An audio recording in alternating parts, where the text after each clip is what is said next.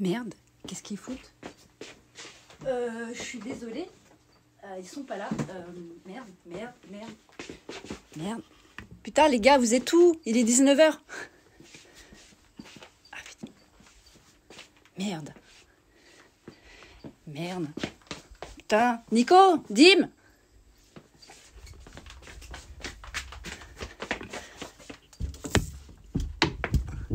Nico, Dim. Nico, Dim. Monsieur Moustache. Il est où, Nico? Kimiku. Salut. Dim. Nico. Nico. Dim. Le glouton Barjo. Putain, vous foutez quoi, les gars? Bah quoi? On regarde Mais Bob serpent. l'éponge. Vous êtes sérieux? Barjo. Un glouton Vous êtes sérieux? Barjo, ouais. Tu es un glouton Barjo, ouais. Ouais. Hé. Ah oui, on est accompagné. Mais avec Tupac, évidemment, il adore Bob l'éponge. On est tous des fans de Bob l'éponge. Non mais sérieux, les gars? Pourquoi? Quoi? Non mais c'est Airport ce soir. Comment ça, c'est Airport? Oui, c'est ce soir. Non, on est jeudi. Comment ça, on est jeudi? On est jeudi. Bon, on nous l'avait pas dit ça. Merde, bah, nous on était à la cool. Vous êtes sérieux? Python d'avril! Python d'avril! Airport! Bah ouais, on est le 2 avril, alors on pouvait pas vous faire... On pouvait pas vous faire un poisson d'avril, alors on vous a fait un python d'avril. Python d'avril, le 2, Ouais, les mais gars. bien sûr qu'on savait que c'était Airport. Alors on vous avait dit qu'on aurait Un notre invité. pote Tupac avec nous pour chanter le générique et après il ira faire dodo parce qu'il est tard. Attention, vous êtes prêts les Airports? 1, 2, 3, 4. Airport, Airport, méga teuf, excellent. Avec Tupac. Airport, Airport, méga teuf en confinement. Wouhou! Salut bébé. Oula, je paye mes seins, moi. Attention. Bonjour toi, salut. Il vient faire le petit générique avec nous. Voilà, il est venu faire le générique, tranquille. Ah, vous voyez, il a bien pris ses ailes, il a bien grandi. Il n'aime pas la célébrité. Il n'aime pas la caméra. Viens bébé. Hop, allez. Alors attendez, parce que du coup, nous, on était en habit de confinement. Vous êtes prêts pour l'émission? On n'avait pas Airport? du tout prévu de faire l'émission, quoi. On était en Vous peignoir, êtes prêts, les en soubrette. On va y aller. On va y aller alors du coup. Bon, du coup, on va préparer l'émission avec vous. Ça va être parti. Alors, en tout cas, on voulait vous remercier d'être toujours aussi présent avec nous, de partager ce teaser, d'avoir vraiment commenté, partagé. Vraiment, c'était super.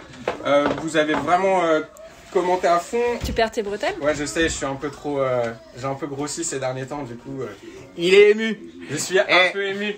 Spécial dédicace à notre pote Olivier Marquis. Je sais que comme moi, il est fan de Big Lebowski et j'avais fait cette petite tenue peignoir juste pour le Big Lebowski. The Duke. The Duke. Et Bob l'éponge, bien sûr. Et Bob l'éponge. Allez, c'est parti. Allez, on y va. Allez mon pote, faut y aller, on ferme. Allez, je vais rentrer chez moi. C'est parti, on y va. Vous avez été nombreux à nous demander des incubateurs. Alors, on va vous parler d'incubateurs et d'incubation.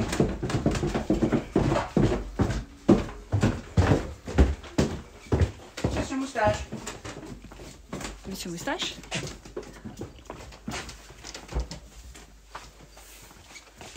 C'est le glouton Barjo. Glouton par jour, ouais. Ah, mais en fait, c'était un vrai python d'avril. Je t'en prie. dis. Excusez-moi, merci monsieur. Ah, alors comment ça va les gars? Est-ce que vous avez toujours la patate? Je sais que c'est vraiment une période de merde, il faut le dire. Très compliqué Mais pour tout le on monde. est là vraiment pour vous faire passer le temps agréablement, en s'amusant et comme toujours en apprenant des choses sur les reptiles. C'est ça. Donc on vous a fait une émission spéciale confinement parce que comme toujours on est fidèle au poste. C'est pas un On est virus là, mortel qui va nous faire chier. On est peut-être un peu près, elle était peut-être un peu petite C'est cette vrai? table. Non, mais Ouais. t'inquiète, moi je suis négatif, man. Et donc voilà, on est là avec vous. toujours présent, toujours fidèle au poste et pour vous faire passer un bon moment, vous changez un peu les idées dans cette période vraiment morose. Donc on a voulu vous faire un épisode spécial puisque on devait avoir, avant tous ces événements, un invité d'honneur ce soir qui était Rémi Xas de Venom World, donc un grand spécialiste et éleveur de serpents venimeux, donc qui a aussi travaillé au muséum. Donc ne vous inquiétez pas, Rémi sera avec nous si tout se passe bien. Retardé. Voilà, c'est retardé, mais il est toujours hyper chaud pour venir. Il sera avec nous en mai, si normalement on est sorti du confinement, ce que j'espère. Il n'y a pas de raison. Comment tout ça va se passer. Exactement. Donc Rémi sera avec nous et je vous promets qu'en 2020, on va se défoncer pour vous. On va vous ramener des invités, tous les copains, des invités haut de gamme, voire internationaux. Internationaux, ouais. International pour partager avec vous, partager des bons moments de Terrario dans l'ouverture d'esprit et à la cool. C'est ça, des expériences, Eh des bien, anecdotes et du croquant. Et du rock and roll, rock and comme roll. toujours. Donc à propos d'amis et d'international, je voudrais saluer mon pote et brother Steve Crawford en Australie. Voilà, Salut, et Steve. big up à Steve Crawford, mon frère d'armes de l'époque, qui vit en Australie depuis longtemps. Et pour ceux qui parlent anglais ou qui s'intéressent à la vie sauvage australienne, à la faune australienne, Steve Crawford a un super podcast qui s'appelle Aussie Wildlife. Voilà, je vous invite. A-U-2-S-I-E, Wildlife, Aussie's Wildlife. Et en fait, c'est un podcast, donc c'est une radio. Et il fait venir des intervenants, c'est un peu le même principe, mais juste en radio. Et il fait venir des intervenants vraiment mortels, notamment des spécialistes, des scientifiques, etc. Là, j'ai écouté un podcast il n'y a pas longtemps sur les dragons de Komodo qui était vraiment mortel. Donc voilà, c'est tout sur toute la faune australienne, y compris les mammifères, les oiseaux, etc. C'est vraiment intéressant. Donc, big up à lui Ouais. et surtout allez écouter. On vous invite à aller écouter ce podcast. Voilà, si Et vous travailler êtes votre anglais. voilà, enclin à travailler votre anglais. Donc ce soir, on vous a préparé une émission spéciale. Donc on vous avait demandé, comme c'est en confinement et qu'on est tous à la maison. Voici salut. la dame de l'ombre. Eh oh. Et comment on vous avait dit, voilà, on va se la faire à la cool, tous ensemble. Et on va vous demander de proposer des sujets. Et un sujet qui est revenu beaucoup pendant les commentaires et qui est de saison, c'est l'incubation et les incubateurs. Et là, on est en plein Donc dedans. voilà, ça tombe bien parce qu'on est en plein dedans. Et effectivement, c'est un super sujet, c'est un sujet qui est passionnant. Moi, ça me passionne depuis des années. Moi aussi. Depuis que je suis gamin, voilà, je voulais absolument reproduire des reptiles en captivité. Et depuis très longtemps, je collecte des informations de droite et de gauche, j'ai ma propre expérience. Et aujourd'hui, je vais vous donner un petit peu le compte-rendu de tout ça, toutes ces années d'expérience à incuber des œufs de reptiles, et notamment dans ma structure d'élevage NH Reptiles, dont je vais vous parler un petit peu aujourd'hui. J'ai failli tomber. Dans laquelle j'ai élevé pas mal de pitons, et on a commencé avec des tout petits incubateurs, on a fini avec une pièce incubateur. Donc on a reproduit presque une trentaine d'espèces différentes de pitons. Donc ça nous a donné pas mal d'expérience. Et surtout, j'ai eu la chance de travailler avec certains de mes pairs comme Frank Scofield et les Barker, Dave et Tracy Barker, qui ont aussi des techniques très intéressantes et que j'ai piqué bien évidemment. Ils m'ont expliqué plein de choses. Donc tout ça ce soir, je vais vous en parler. Et on va, en plus de ça, puisqu'on est hyper cool. On est cool à Reptiling. On est cool. Et qu'on a des partenaires hyper cool comme Lucky Reptile, qui est notre partenaire pour cette émission de Merci à confinement. Même en confinement, ils ont bien Ils aimé, sont là. ils ont bien voulu nous soutenir. Et vous faire plaisir, puisqu'ils nous ont offert un incubateur Earth Nursery 2.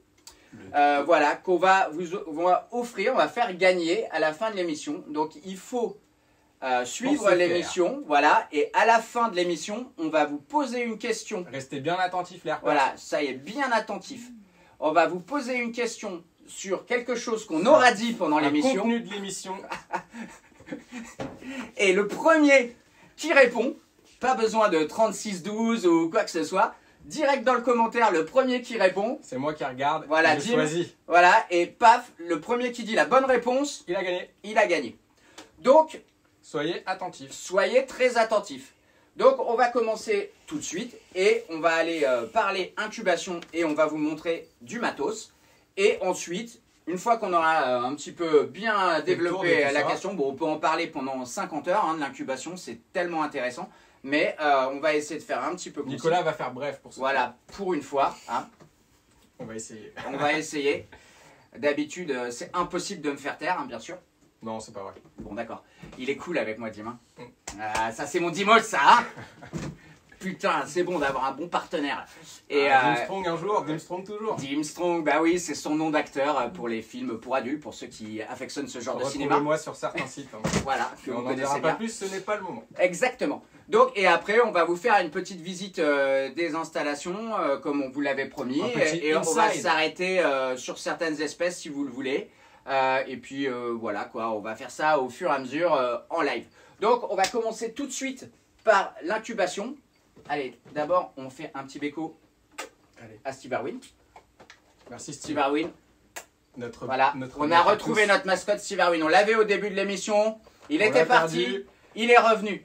On a rangé les locaux et on l'a retrouvé. Merci Laurine et Anto, hein, nos coéquipiers bien aimés, voilà, qui nous l'ont offert à nouveau. Donc c'est parti les amis. L'équipe Reptiling et Arnaud aussi. Ah mais oui, Arnaud, bien sûr. Évidemment, il vient d'arriver, alors j'ai pas encore l'habitude. Mais il faut l'apprendre. Mais c'est pas lui qui m'a offert la figurine. Alors venez avec nous. Ça va, on est à la cool. On est en tenue de confinement. Moi personnellement, je suis pas resté en tenue de confinement parce que je me sentais pas vraiment à l'aise. Alors du coup, voilà. Donc voilà ici le fabuleux incubateur Earth Nursery de chez Lucky Reptile. Le 2, number 2. Number 2. C'est nul. C'est pas mal, hein. Number 2. Allez, on va vous faire gagner ce des soir. bons français, Chapti. Donc alors, ce qu'il faut savoir au niveau des incubateurs, c'est que avant tout ça, il n'y avait pas vraiment d'incubateur spécifique pour les œufs de reptiles. Donc pendant longtemps, on en a fabriqué tous nous-mêmes et ça marche très bien. Je vais vous expliquer comment et pourquoi. Et après, il y a quelques marques qui ont développé des incubateurs. Donc il y avait des marques très haut de gamme, comme des marques allemandes comme Greenback, qui étaient des spécialistes plutôt d'incubateurs pour oiseaux. Et qui ont un petit peu dévié pour proposer ces incubateurs pour oiseaux, ouais, pour répondre à la demande aux reptiles. Sauf que c'est beaucoup plus simple d'incuber des œufs de reptiles que d'incuber des œufs d'oiseaux. Pourquoi? Parce que les œufs d'oiseaux, il faut qu'ils tournent sur eux-mêmes. La maman, pour la plupart, les tourne. Voilà, alors après, je suis pas un spécialiste de l'incubation d'œufs d'oiseaux, hein, mais bon. Et en fait, c'est pour ça que ce système-là était assez complexe et assez coûteux. Donc les incubateurs Greenback, ils coûtent entre 1000 € et 1500 €. Donc effectivement, c'est pas... c'est un certain coût pour faire naître des bébés. C'est ça, c'est pas à la portée de tout le monde. Et surtout, c'était pas non plus des incubateurs énormes. Et comme les éleveurs de reptiles, souvent, sont assez... ils ont le virus, quoi, comme on dit. Ils sont prolifiques, les voilà, le bon reptiles. Virus, pour le coup, le virus du reptile. Ils ont souvent beaucoup d'œufs, donc en fait, ça ne suffit pas. Donc tout ça pour dire qu'il y avait ces incubateurs qui étaient haut de gamme et je pense que c'est un peu surdimensionné pour du reptile. Alors qu'on peut faire exactement la même chose avec le matériel qu'on va vous présenter. Ensuite, avec le développement des gammes de reptiles, il y a eu des petits incubateurs qui sont sortis comme ça et qui sont vraiment de bonne facture de chez Lucky Reptile si vous n'avez pas beaucoup d'œufs à incuber. Donc... il est avec un thermostat intégré, un ventilateur, etc. Vous avez une vitre sur le devant qui vous permet de contrôler bien vos œufs. Voilà. C'est aussi important. Ça peut être sympa. Donc, en fait, tout vous est vraiment facilité pour incuber vos œufs avec ce voilà. type de Et produit. en fait, il peut se réverser. Donc, à la fois faire du froid ou du chaud. Donc, voilà. Et après, un incubateur, au final, c'est quoi? C'est pas très compliqué. Ça a l'air comme ça. Souvent, les gens, quand ils parlent d'incubateur, tu as l'impression que tu vas construire une navette spatiale que tu vas envoyer dans l'espace. En fait, le produit en lui-même est relativement simple. Après, toute la subtilité et les secrets et les choses qui sont importantes à savoir et que je vais vous expliquer ce soir sont plutôt... J'ai juste été chercher ma tablette pour pouvoir communiquer avec vous. Il n'y a pas de problème. Donc... ça va être comment on fait les substrats d'incubation, les températures, qu'est-ce qui est important de mettre en avant, etc. Donc je vais vous expliquer tout ça et je vais vous donner des exemples. Et donc vous avez soit des incubateurs donc, du commerce comme ça, qui sont soit des très haut de gamme, soit des appareils plus abordables comme ceci, mais qui sont souvent un peu petits. Soit après, vous pouvez fabriquer votre propre incubateur en essayant d'avoir quelque chose de très performant, parce qu'un incubateur, comme j'étais en train de vous le dire, c'est quelque chose d'assez simple. C'est un container isotherme, parce qu'il faut éviter un maximum les variations de température.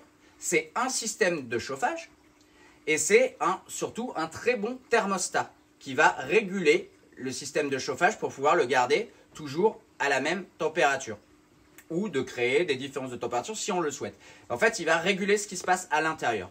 Et ensuite, évidemment, il nous faut un thermomètre pour contrôler ce qui se passe, donc un petit thermomètre digital.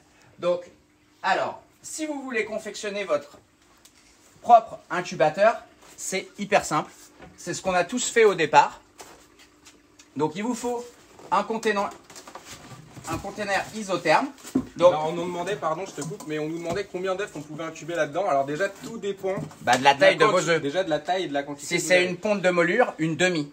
Si c'est des jeux de gecko léopard, on vous peut pouvez en en faire mettre plusieurs dizaines. Par exemple, dizaines. pour des geckos, des pogonats, des choses comme ça, on peut faire la saison, si on n'a pas beaucoup d'animaux, on peut le faire avec Ouais, je pense qu'une trentaine d'œufs, une quarantaine d'œufs, ça dépend comment vous pouvez les poser. Ça dépend vraiment des espèces, parce que vous allez voir. Ça dépend aussi de vos boîtes d'incubation, il y a plein de choses qui rentrent en compte. Voilà, plein de choses qui rentrent en compte, de la taille des œufs, est-ce que c'est des œufs qui sont en grappe, est-ce que c'est des œufs qu'on peut étaler. Donc, après, pour fabriquer votre incubateur, vous pouvez prendre le container isotherme le plus simple, avec lequel on a tous commencé, c'est une boîte polystyrène. Donc, une boîte polystyrène dans laquelle on va placer un élément chauffant. Donc là, nous, on utilise souvent des tapis chauffants de type Abistat, qui sont de très bonne qualité, parce que voilà, il faut faire attention de ne pas mettre le feu, bien sûr. Donc là, c'est du high power, les nouveaux tapis Abistat, donc il fait 40 watts. On n'a pas besoin de mettre trop chaud, enfin un chauffage trop puissant, parce qu'en fait, c'est quelque chose d'isotherme, donc en fait ça va chauffer très vite, très bien. Et en plus, les températures d'incubation chez les reptiles, on va aller de 24 à 31. Donc on n'a pas besoin d'une très forte chaleur. Donc, pour ceux qui se posent la question du substrat d'incubation, etc., on va y venir juste après. Oui, juste chaque chose en son temps, les herpeurs. On va y arriver. Déjà, on vous présente comment incuber et après tous les détails vont être dit après. Un pas après l'autre. Un pas après l'autre. Donc, on commence par notre container isotherme. Si on n'a pas beaucoup d'œufs, on peut prendre une boîte polystyrène. Un tapis chauffant, on le met dans le fond. Par-dessus, il faut évidemment pouvoir poser nos boîtes. Alors, plusieurs systèmes. Soit on peut mettre une petite réhausse comme ça en plastique pour poser nos boîtes par-dessus. Par exemple, là, on a les petites hatchling box de chez Lucky Reptile où on peut carrément mettre nos œufs dans des petits compartiments. J'en profite aussi pour dire que oui, vous pouvez utiliser le même tapis pour tout type d'œuf. C'est juste la température qu'on va chercher.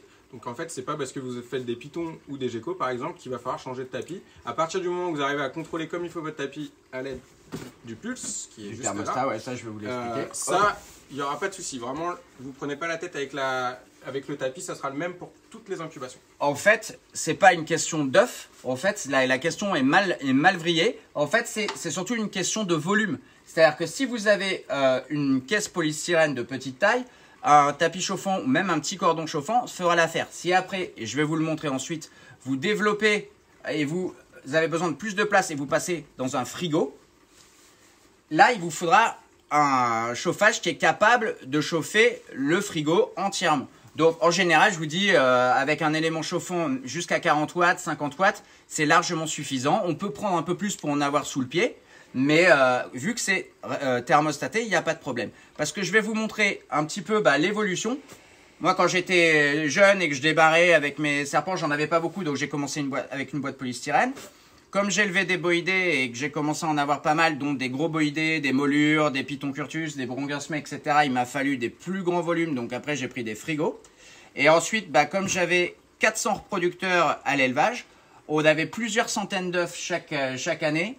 On a reproduit jusqu'à 30 espèces, sous-espèces différentes de boïdés à cette époque-là d'NH Reptile, au plus fort du truc. D'ailleurs, j'ai retrouvé des vieilles photos et tout ça, je vous montrerai ça.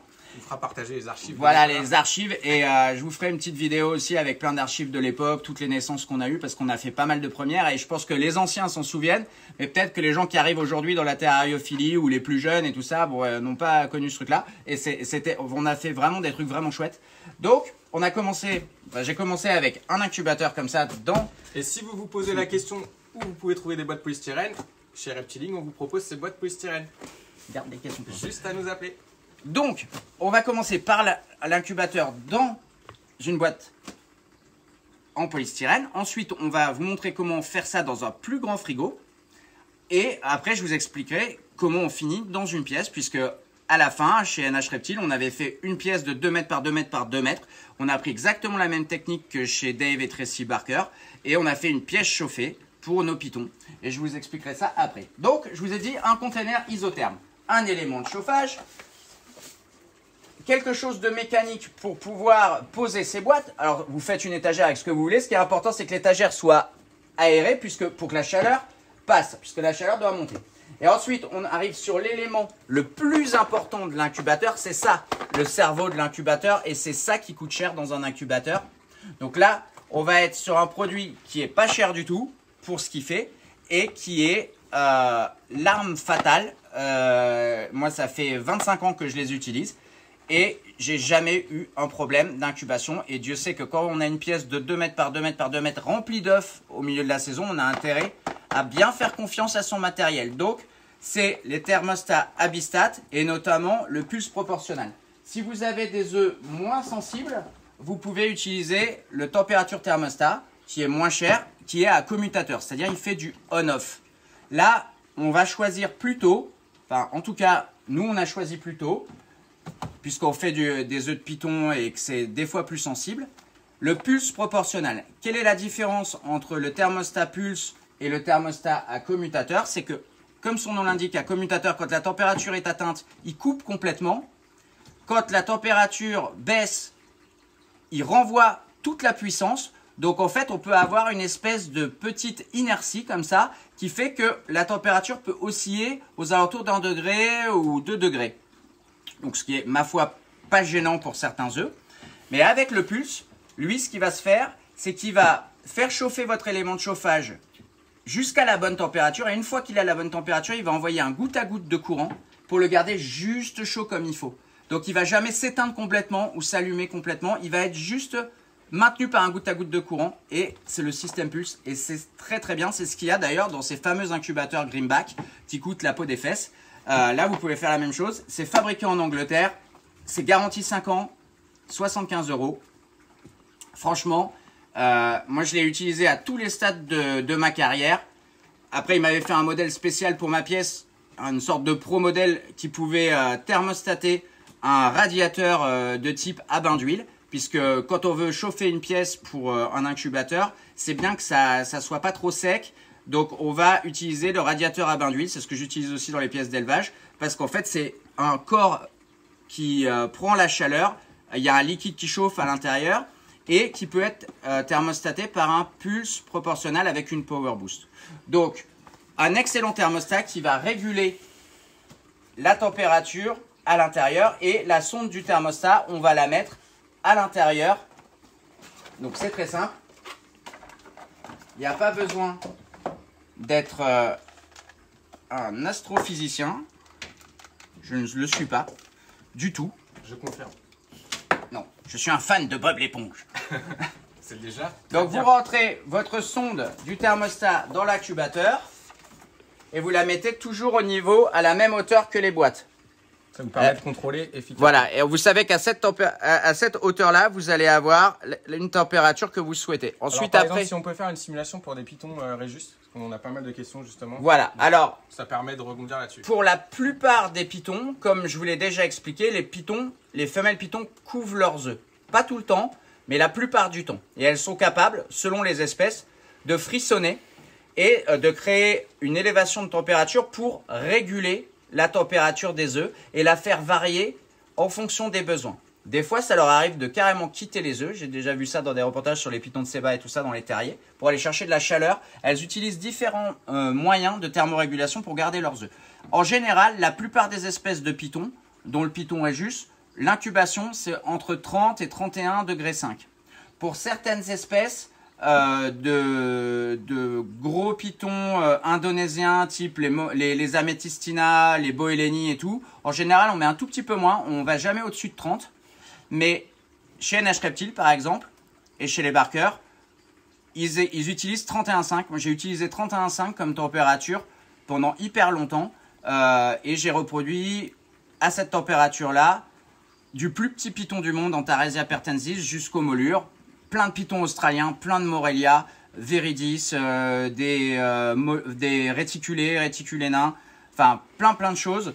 Je vous ferai un petit... En plus, on peut généraliser entre guillemets. C'est vrai qu'il y a, là, généralement, on est toujours à peu près aux mêmes températures sur l'incubation, suivant les espèces. Alors après, bien sûr, il y a des choses plus précises. Il y a des espèces qui ont besoin de moins, mais sur les pythons... En général, voilà, on a des températures à peu près similaires. Entre 30 et 31. Alors attention, évidemment, des fois, il y a des variations dans la nature. Nous ici, on va regarder quelque chose d'assez constant.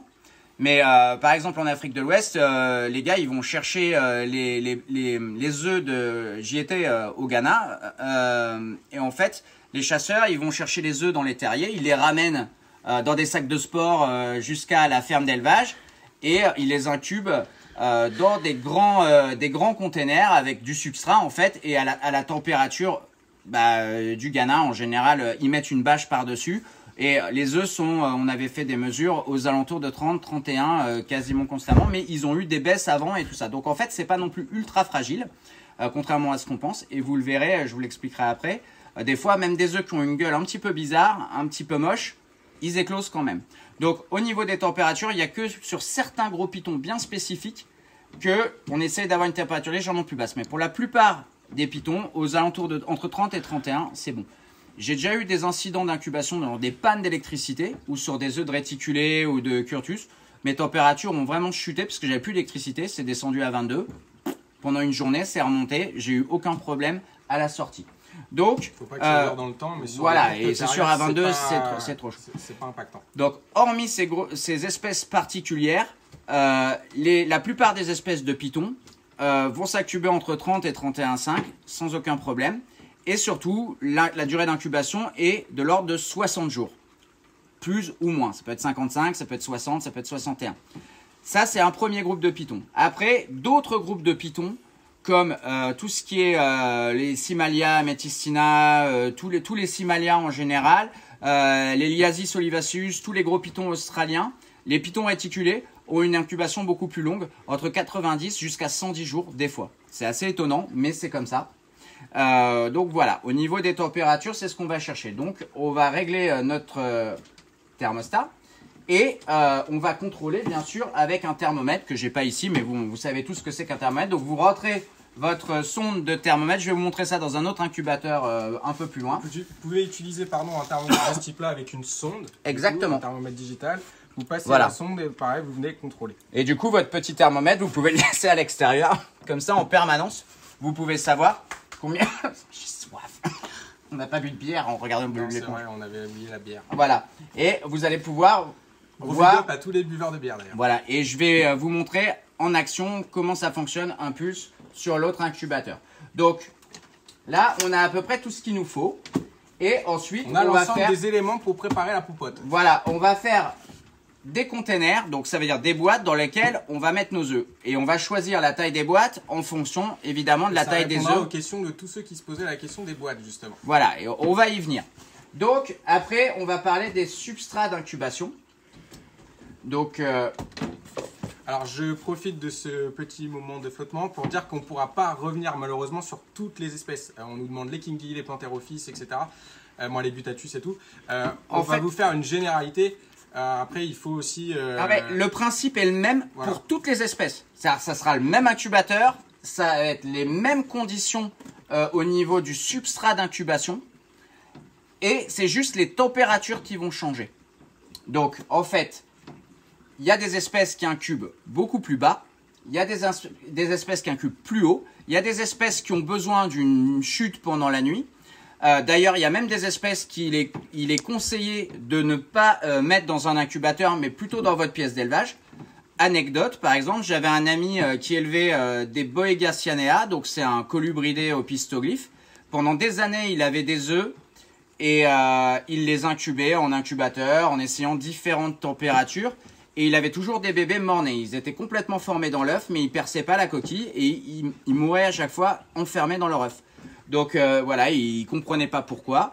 C'est vrai que ça arrive souvent sur certaines espèces de colubridés, comme les Goniosoma, etc. C'est un phénomène qui est relativement connu. Probablement parce que les œufs dans la nature, ils sont pondus dans des nids, ils sont pas couvés par les femelles, ils sont hyper attaqués par des bactéries, etc. Donc la carapace est plus fiable. Et surtout, comme ils sont pas couvés, il y a des variations de température. Ce qui n'est pas le cas si vous avez un incubateur qui est stable.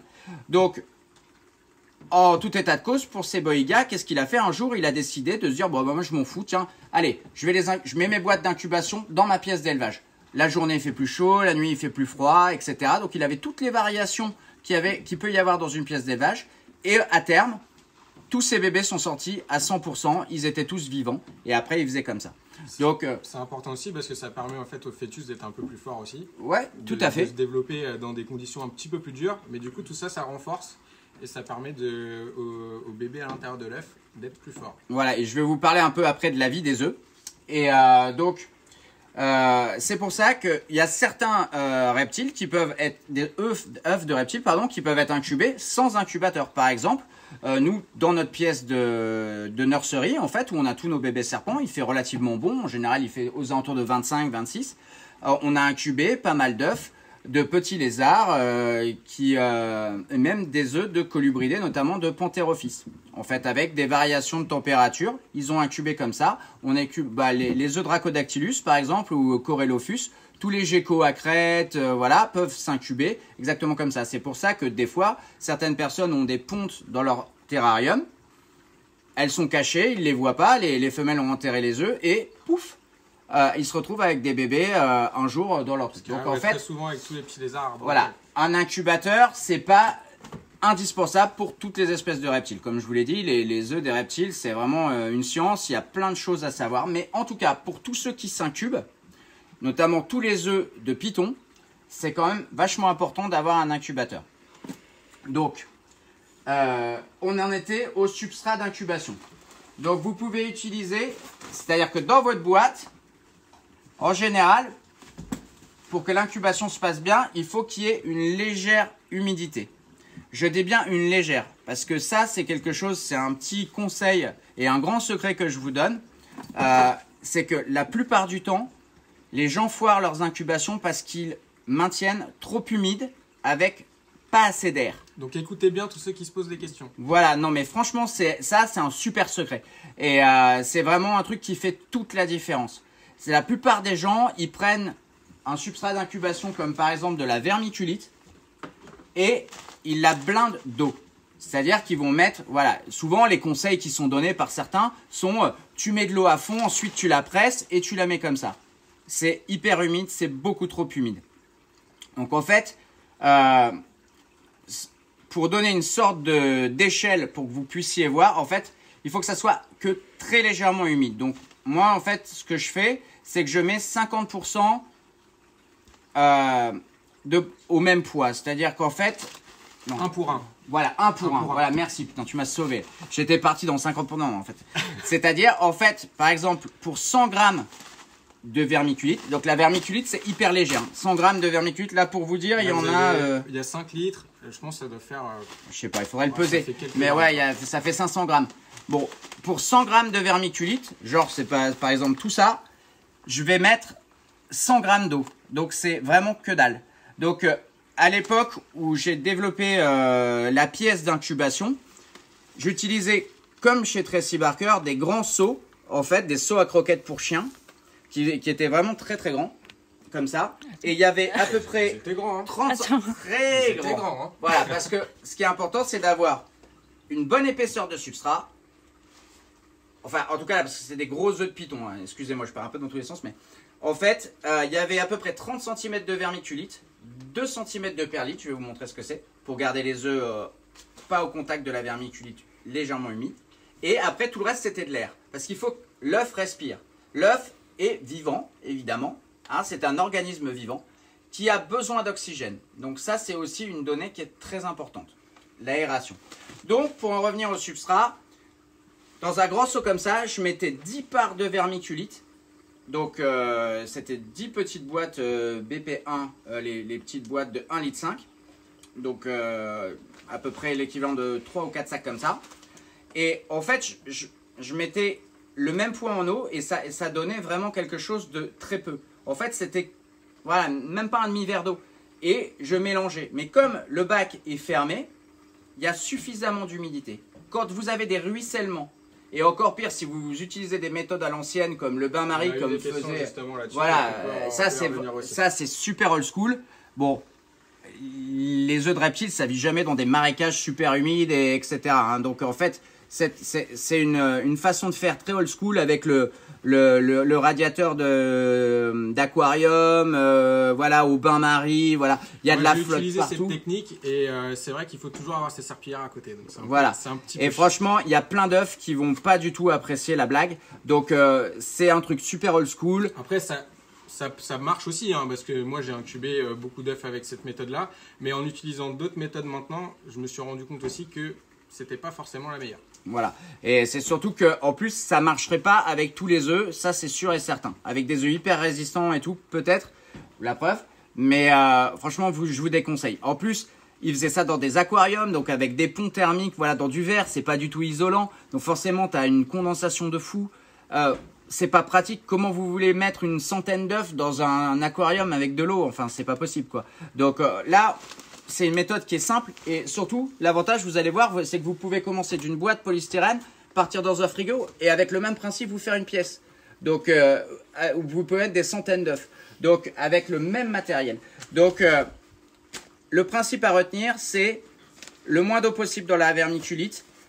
Quand je faisais des tests avec un hygromètre, j'avais entre 80 et 90% d'hygrométrie, mais j'avais jamais un seul ruissellement. Et une fois que les œufs arrivent à terme, notamment les œufs de python, évidemment comme l'embryon est devenu un bébé, qui est énorme, il va produire de la chaleur. Et on peut avoir une légère condensation sur le haut de la boîte, sur la vitre, je vous montrerai par rapport à des vitres que j'ai là-bas. Donc voilà, alors en substrat d'incubation, ce qu'on utilise le plus couramment en terrariophilie, c'est la vermiculite. Donc c'est un élément naturel qui sert à l'isolation des maisons et tout ça. C'est comme des sortes de mini éponges. Donc ça, c'est très couramment utilisé. Ensuite, vous pouvez utiliser, donc ça s'appelle Hatch Rate, mais en fait c'est de la perlite. Donc c'est le nom commercial. Ça, j'utilisais ça moi en layer, c'est-à-dire en couche supérieure de ma vermiculite. Donc voilà. Montre-nous ça. Vous voyez, c'est de la bonne. C'est de la bonne. Donc vous voyez, c'est des sortes de petits cailloux, en fait, qui sont micro-perforés et qui prennent l'humidité. Donc il y en a qui utilisent ça. Vraiment, elle prend toute l'humidité. Voilà. Et donc en fait, moi je l'utilisais sèche par-dessus la vermiculite. Et ensuite, il y a un nouveau substrat qui a été mis au point et développé par Alan Repachi. Donc il a appelé ça le Super Hatch. Donc en fait, c'est de l'argile calcifiée. Alors, tous les produits qu'on vous présente sont disponibles sur le site internet de Reptiling. Voilà. Mais ça, c'est de l'argile calcifiée. Et en fait, c'est des tout petits grains. Il faut arriver à l'ouvrir. Voilà, mais c'est bien scellé. Hein. C'est de tout petits grains comme ça. Et en fait, c'est à l'intérieur, c'est plein de micro, voilà, c'est ultra poreux et c'est plein de micro cavités en fait. Et quand on met de l'eau dessus, ça change de couleur et en fait chaque petit caillou retient l'eau. Donc on peut l'utiliser soit en substrat total d'incubation ou en layer, c'est-à-dire en le mettant par-dessus votre substrat d'incubation. L'avantage de ce genre de substrat d'incubation, c'est qu'il est réutilisable. Alors que la perlite, en général, quand on a eu des œufs dedans et tout, bon, ça coûte pas cher, on la jette. Souvent, quand les œufs éclosent, évidemment, il y a plein de liquide en fait, qui sort et qui se mélange. C'est assez dégueu. Donc, c'est bien de de le virer. Donc je vais vous montrer... Alors, pour ceux qui sont déçus parce qu'on ne livre plus en Alsace ou dans le Grand Est, on est vraiment navrés, c'est pas nous qui le souhaitons. Ah ouais, ça c'est pas nous qui le... Là on est un petit peu, tous embêtés en ce moment avec le confinement et le coronavirus, donc c'est indépendamment de notre bonne volonté, mais on espère qu'on pourra vous livrer du Super Hatch et tout le reste très rapidement. Donc, voilà. Chez vous dans le Grand Est. Maintenant, on va se déplacer et je vais vous montrer la même chose, mais dans un frigo. Là, c'est en action. Donc, vous allez voir comment le thermostat fonctionne, etc. Et on reviendra par la suite reparler de la vie des œufs, en fait. Allez, venez. Waouh, pardon. Venez avec un petit coup d'épaule. Bim.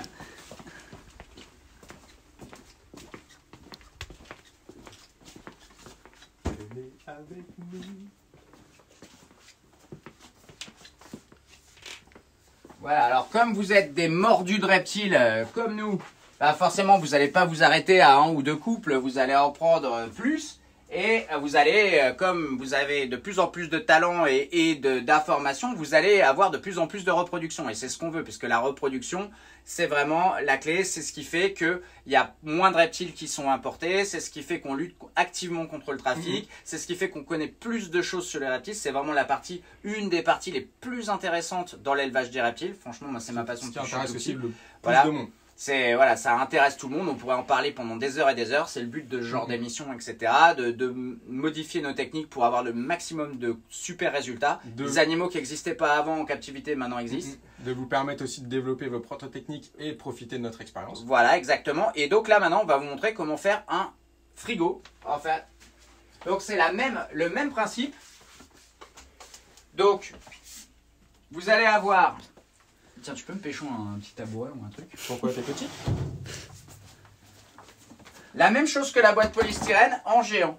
Donc, en gros... Alors, je ramène le marchepied personnel de Monsieur Hussard. Merci. Donc voilà, votre boîte polystyrène est devenue trop petite et vous voulez un frigo. Donc, vous pouvez prendre soit une grande cave à vin, soit un frigo classique blanc, voilà, un vieux frigo. Évidemment, on s'en fout qu'ils soient en fonction. Hein. Qu'est-ce qu'il y a? Pourquoi tu rigoles? Non, continue. Donc, un vieux frigo. Soit, vous pouvez, si vous êtes fan de soda, comme c'est mon cas, original. On est sponsorisé chez Reptile. Ouais, sinon, la pulpe, elle reste en bas. Et il faut bien secouer. Et donc, sinon, vous pouvez trouver d'anciens frigos pour des boissons rafraîchissantes, comme ça. L'avantage de ces frigos-là, c'est qu'évidemment, ils sont isothermes, mais surtout, on a une porte vitrée. C'est quand même cool, comme ça, on peut voir à l'intérieur de notre incubateur. Donc, c'est totalement isotherme. Et on fait le même principe. Vous avez en plus, souvent, comme un frigo, il faut que ça reste propre. C'est très facile à nettoyer et à désinfecter. Vous avez souvent c'est livré avec ces étagères en métal, super facile à nettoyer, etc. Perforé, donc il y a toute la chaleur qui passe. En plus, Nicolas aime bien quand c'est bien propre. Exactement. Et d'ailleurs, la preuve, cette boîte, elle est de l'année dernière. Puisque là, en fait, la saison n'a pas encore commencé. On a des femelles qui sont gravides, mais voilà. On va vous montrer ça, les herpers. On n'a pas eu encore de ponte. Là, on a juste une ponte qui a été déposée par une de nos amies, Julie Fifi, Salut Julie. Salue, voilà. Et donc, une ponte de Drimarcon. Mais malheureusement, qui a été... Alors, on nous pose la question, est-ce que notre frigo original est branché ou il n'est pas branché? Évidemment qu'il n'est pas branché. Non. En fait, votre frigo, il vous sert juste à avoir quelque chose d'hermétique. Ah, j'arrive pas à l'attraper. Tu veux que je monte sur le petit marchepied? Il faut attraper le truc. Donc là, ici, parce que je veux leur montrer le pulse. Ça marche. On pourra pas le montrer, le pulse. On peut pas? Non. On pourra pas le montrer, le pulse. En gros, il y a un pulse là-haut. Voilà, il est parti un peu derrière, mais en fait, c'est le même principe. Voilà. Il est donc juste le pulse, c'est là. Donc voilà, bon, vous voyez là, en fait, il était bien mis, et puis je sais pas ce qu'ils ont fait. Attends, je suis sûr qu'en passant sur le côté, je peux y aller. Non, on l'a vu. Hein. Bon, voilà. Chez vous, mettez la musique de Mission Impossible. Et rigolez un petit peu. Donc j'en profite Voilà, pour remercier non, mais tout le c'est monde. Là, parce que- vous êtes énormément nombreux en direct. Donc merci à tous d'être avec nous. Là, on est à 224. 225 Voilà, maintenant. alors, Donc, regardez, on vous remercie ici, tous. vous Et attention, avez on plus. reprend avec Nicolas. Voilà. Alors, démonstration. Donc ici, vous voyez, il y a un point rouge parce qu'il est sous tension. Et là, je vais monter la température et vous voyez, il clignote. Donc ça, c'est la pulsation. C'est pour ça que c'est hyper précis. En fait, au lieu de faire du on-off, ça envoie juste le goutte à goutte de courant qu'il faut. Et évidemment, s'il fait trop chaud, il va s'arrêter. Mais par contre, là, voilà. Et c'est pour ça qu'avec un pulse comme ça, ma température, elle est toujours hyper... Tu devrais parler un Égal. peu plus fort. Pardon, ouais, je suis juste à côté. Désolé, je gueule tout le temps. moi. Je suis toujours en mode à fond.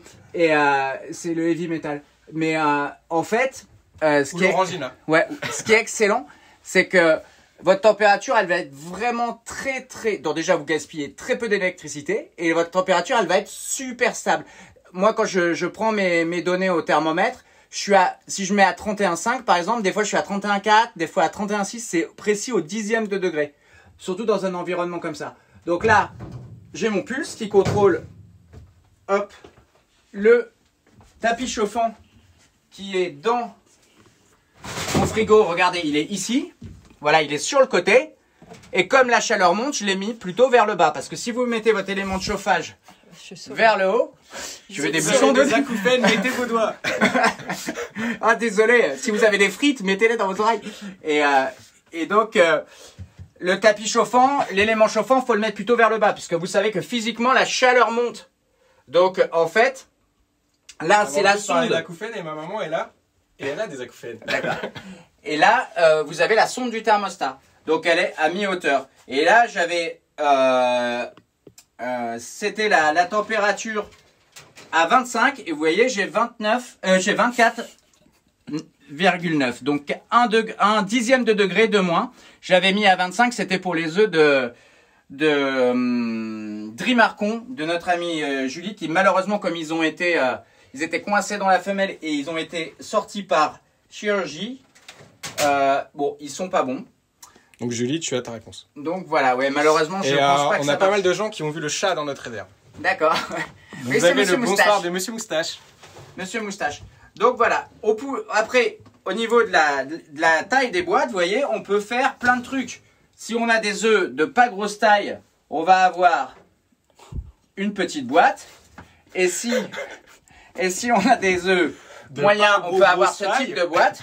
Et si vous avez des gros œufs de python, comme des œufs de python, Molure, Réjus, des gros œufs de Bronguersmé, ça c'est des Alors, vieux œufs Pour de tous ceux Réjus. qui demandaient si les œufs moisis ou qui avaient une coloration bizarre ou voilà, qui était un petit peu étrange, savoir comment ça se passait, on peut voir que même avec un œuf un peu moisi, ça sort. Non mais il était pas moisi en fait, ça c'est juste que c'est une vieille coquille. Mais il est là depuis quand? Tu dis n'importe quoi toi.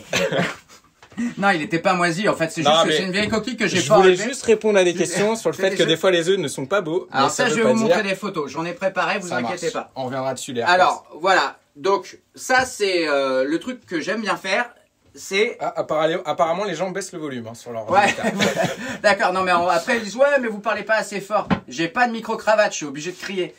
Donc du coup, moi ce que je fais c'est que je prends une boîte ou une grande bassine pour mes œufs de python à bord plat et je pose une plaque de verre dessus. Voilà, ça c'est mon modèle petit, mais j'ai aussi des grands modèles. Quand j'avais ma pièce, c'était comme ça que je faisais. Et c'est comme ça que Tracy Barker fait aussi. C'est un super système. Et donc, ça permet d'avoir de l'air. Et vous voyez, j'ai aucune aération. En fait, à certains moments, j'ouvre mon incubateur et je lève le couvercle pour que l'air re-rentre. Et je replace ma boîte et je referme mon incubateur. Donc en fait, quand j'avais ma pièce incubateur, c'était vraiment cool puisque en fait, tu es dans une pièce qui est chauffée à la bonne température et tu as tes trucs sur les étagères, tu as tes containers sur les étagères, tu les ouvres, tu peux peser tes œufs, voir un peu ce qui se passe dans les œufs, il n'y a pas de problème. Là, le fait d'ouvrir, c'est pas grave si on perd quelques degrés, mais surtout ça oxygène bien. Et ça, c'est très important qu'il y ait de l'oxygène. Et plus vous avancez dans l'incubation, plus c'est important qu'il y ait de l'oxygène puisque les bébés grossissent dans les œufs et du coup, ils consomment plus d'oxygène. Donc, ce que je vous disais tout à l'heure, c'est que quand j'incube mes œufs, ça ressemble à ça, avec plus de substrat, hein, puisque là c'est un vieux reste, mais j'ai aucune condensation, aucune. Et uniquement à la fin de l'incubation, quand les œufs commencent à produire un peu de chaleur, comme il y a un différentiel, c'est plus chaud à l'intérieur qu'à l'extérieur, bah, c'est comme dans une salle de bain avec les vitres, on va avoir une légère buée. Et là, en général, je ne fais que tourner mon panneau en verre. Et voilà, on est reparti pour une journée ou deux, jusqu'à ce que ça sorte. Et en général, quand je vois une légère buée, une légère condensation sur le plafond, sur la plaque de verre, ça veut dire qu'on est à peu près à une semaine de l'éclosion. De toute façon, j'ai les dates de ponte, etc. Ça, oui. C'est aussi lié au mélange vermiculite-eau qu'on vous expliquait tout à l'heure. Voilà. Parce que là, on a des gens qui nous parlaient justement de ruissellement et de problème d'ouvrir et refermer avec des gouttelettes qui pourraient tomber sur les œufs. Exactement. Ça, c'est parce que vous avez trop d'eau dans votre substrat.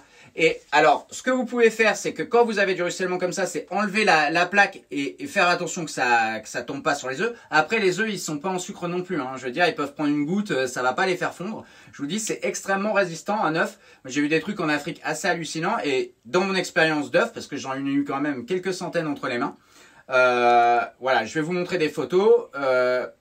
Si l'environnement est sain, c'est un peu comme un terrarium, hein. Si c'est trop chaud, trop humide et pas assez ventilé, surtout pas assez de changement d'air, qu'est-ce qui se passe? Et ben en fait, chaud, humide et pas ventilé, on a la définition de ce que c'est qu'une boîte de pétri. Donc quelque chose pour faire développer les bactéries. Donc là, on veut aller à l'inverse de ça, c'est comme dans nos terrariums, on veut ventiler de l'oxygène dans nos incubateurs, dans nos boîtes. On veut une légère humidité, mais pas trop. Et on veut la bonne température. Et au final, c'est relativement simple. Quand les œufs sont bien, ça marche et ils sortent et tout va bien. Donc, je vais vous montrer quelques photos maintenant. Parlons des œufs. Alors, et pour ceux qui se posaient la question s'il fallait réhumidifier ou pas le substrat pendant l'incubation, si votre mélange a bien été fait en amont, il n'y a pas besoin. Exactement. Moi, je n'aurais humidifié jamais mon substrat, puisque en fait, comme on n'a pas de... Alors, je vous ai retrouvé un vieil album à l'ancienne, mon gars. Regardez la vieille... Non, déjà, de toute façon, les albums comme ça, on les trouve plus dans le commerce. Ouais, Safari. C'était peut-être ma maman qui me l'avait offert. Et en fait, ouais, à l'époque, les gars, maintenant, vous avez Facebook, vous avez des super photos. C'est l'album de Joe Exotic. Vous avez des tablettes et tout. Nous, à l'époque, quand on allait sur les salons, voilà, c'était comme ça qu'on montrait notre travail aux gens. C'était pas, tiens, regarde sur mon smartphone. Maintenant, tu peux avoir 10 000 photos sur ton téléphone. Voilà, nous, ce qu'on avait, c'était ça. Avec notre petite carte de visite. Voilà. Et donc, chez NH Reptile, moi j'étais depuis toujours un passionné des boïdés. Mon but c'était d'avoir tous les pitons et les boas possibles et imaginables. Et donc voilà, des Morelia bien sûr. Donc Morelia Bradley. Ça a été la première ponte de Bradley qui a eu lieu en France. C'était Jérémy Béard qui a la carte qui est sur ton... Ah ouais, bravo, toi t'es un ancien quoi, c'est cool. Donc première ponte de Bradley en France, une des premières en Europe. J'avais attendu 4 ans et ça c'est grâce à mon mentor Frank Scofield que j'ai pu avoir ces animaux-là. Et 31 œufs, je m'en rappelle comme si c'était hier parce qu'on ne savait rien de cette espèce. Et voilà, c'était un rêve pour moi de les avoir et encore mieux de les reproduire. Donc ma femelle avait 4 ans et elle m'a fait 31 œufs et j'ai eu 34 bébés. Pourquoi 34 bébés? Parce que comme vous pouvez le voir sur cette photo, il y avait des twins, des jumeaux. Donc j'avais eu 2 jumeaux. Donc, et comme vous pouvez le voir, les Bradley Coines, ils sont pas du tout comme... il y a vraiment un changement autogénique, ils sont très foncés. Donc là, on peut voir des œufs qui sont de très bonne qualité. Donc bien beau, bien blanc, bien formé. Là, il y a un petit œuf qui est, lui, non fécondé. Donc c'est des pitons qui sont très prolifiques, hein, on ne le savait pas à l'époque. Et vous voyez, donc, sur les photos, j'étais déjà sur ce mode avec la vermiculite en dessous et la perlite par-dessus. Là, ensuite... C'est un Morelia, donc c'est du Morelia Spilota variegata à l'époque d'Irian Jaya, qui a été appelé à une époque Harrisoni. Et tiens, spécial pour toi, Baptiste, je sais pas si tu nous regardes, mais ça s'appelle plus Harrisoni depuis longtemps. Hein. C'est variegata à nouveau, David Barker l'a dit. Et en fait, comme ceux qui vivent au nord de l'Australie, ceux-là, ils vivent au sud de la Nouvelle-Guinée, Papouasie. Et à l'époque, ça s'appelait Irian-Jaya. Et donc ça, c'est des animaux que j'avais eu sauvages. J'ai mis 5 ans pour les acclimater. Et ça, c'était leur première ponte. Et pour revenir à ce que disait Dimitri, voilà l'éclosion. Alors ici, on peut voir les bons œufs avec les bébés. Vous pouvez voir d'ailleurs la couleur assez fantastique des bébés Irian-Jaya, hein, qui sont les seuls Morelia à naître vraiment rouges. Ah, les variegata australiens, les purs Darwin et tout naissent rouges aussi comme ça, puisqu'ils sont vraiment très similaires. Et les Papouas-New-Guinée naissent aussi comme ça, rouges. Et là, vous voyez, ces œufs tout pourris là qui ressemblent à des grains de raisin tout fripés. Et ben ça, c'est des œufs qui, pour une raison X ou Y, ont pourri, sont morts. Et comme les conditions sont bonnes, que c'est bien ventilé et qu'il n'y a pas trop d'humidité, ils ont simplement pourri sur pied. Ils n'ont pas contaminé, comme on le dit souvent. Oui, quand tu as un œuf pourri, il faut l'enlever absolument, sinon ça contamine les autres. C'est pas vrai. Les œufs, ils ont leur propre système immunitaire. S'ils restent dans un environnement qui n'est pas plein de bactéries, avec un développement bactérien de fou, il n'y a aucun problème. Ils vont se défendre et surtout, les œufs, ils vont devenir verts. Ensuite, ils vont puer à mort et ensuite, ils vont sécher et devenir comme des grains de raisin comme ça, et les autres vont sortir sans aucun problème. Et si vous y réfléchissez bien, dans des grappes comme les pitons, c'est normal que ça ne puisse pas mettre en danger toute la ponte, parce que c'est anti-naturel, c'est anti-phénomène de survie. Si un œuf qui pourrit, ça flinguait toute la ponte dans la nature, il serait bien embêté. Parce que comme vous le voyez, voilà, vous voyez la femelle sur les œufs, elle le couve, et les femelles dans la nature, elles restent comme ça pendant la couvaison, pendant 2 mois. Ah oui, il faut l'enlever du truc. Oui, on a le plastique qui fait une petite réverbération. Voilà. Donc voilà, la femelle est bien autour de ses œufs. Vous les voyez ici. Et en fait, c'est comme ça qu'elle les couvre dans la nature. Alors nous, on ne faisait pas du tout d'incubation maternelle pour 2 raisons qui sont simples. Déjà parce que c'est vachement plus difficile à contrôler. Pas la température parce qu'elles s'en occupent si elles sont à un bon emplacement ou elles sont pas sur une plaque chauffante et tout, parce que là, les œufs vont sécher. Mais après, c'est plus pour les conditions d'humidité, etc. Souvent, elles font leurs œufs dans des trous, dans des troncs, etc. Et là, dans un terrarium, c'est un petit peu différent. Et puis surtout, il faut pas oublier que la femelle, ça va lui demander beaucoup d'énergie de rester 2 mois de plus sur ses œufs. Alors que si vous l'enlevez, bah déjà, elle va manger beaucoup plus tôt, elle va se remettre à manger. Elle va gagner 2 mois sur sa saison, donc elle va se rétablir beaucoup mieux. Et elle va récupérer son poids beaucoup plus vite, donc ça c'est cool. Et en plus de ça, vous avez un meilleur contrôle sur les œufs et sur les jeunes quand ils naissent. Donc c'est pour ça que la plupart, j'ai envie de dire la quasi-totalité des gens qui font de l'élevage ne font pas d'incubation maternelle. Et là, je reviens sur cette photo-là, parce qu'elle est intéressante. Je ne sais pas si vous voyez, est-ce qu'il faut que je la sorte? Regardez au bout du nez, ça c'est intéressant. Voilà, ça c'est une tête de bébé Bradley. Et ici, cette toute petite appendice, ça c'est la dent de l'œuf, ce qu'on appelle. C'est une toute petite écaille qui lui a permis de faire cette grande fente dans l'œuf. Donc voilà. Alors, hop, on continue. Ça c'était des Morelia. Donc là, d'autres Morelia toujours, du McDowelly, Jaguar. Bon, c'est un peu toujours pareil. Là, ici, on passe sur la taille supérieure. Là, c'était des pitons moulures. Donc, on voit des accouplements. Et regardez la taille de l'œuf par rapport à ma main. Il faisait plus de 200 grammes. Donc, entre 200 et 210 grammes. Donc là, on est vraiment sur du lourd. Donc, quand vous avez des œufs comme ça à incuber, évidemment, l'incubateur Lucky Reptile est un petit peu... Et donc, du coup, ça répond à la question de Anthony Naranro. Bonsoir Anthony d'ailleurs. Bonsoir Anthony. Qui se posait la question donc, pourquoi entre les boîtes, les incubateurs, etc. Donc, c'est pour la taille des œufs principalement. Exactement. Et pour le volume d'air, voilà. Et donc là, voilà, des femelles moulures sur leurs œufs. Donc en fait, on va gentiment les décrocher et chercher les œufs. Donc celle-là était gravide. Et là, c'est des bébés labyrinthe albinos. Ça a été une superbe aventure aussi, les pitons moulures à l'époque. Parce qu'ils sont vraiment géniaux quand ils sortent. Ils sont vraiment très très gros. Donc un juvénile comme ça peut manger une souris adulte direct. Donc c'était vraiment génial. Et donc ici, ça c'est une de mes grandes fiertés, grands plaisirs, les réticulés nains, Python reticulatus jampeanus à l'époque, donc une sous-espèce Donc ça, c'est un animal adulte que vous voyez sur le cou de cette jeune demoiselle. On voit pas. Faut que tu la sortes. On voit pas? D'accord. Et c'est pas grave.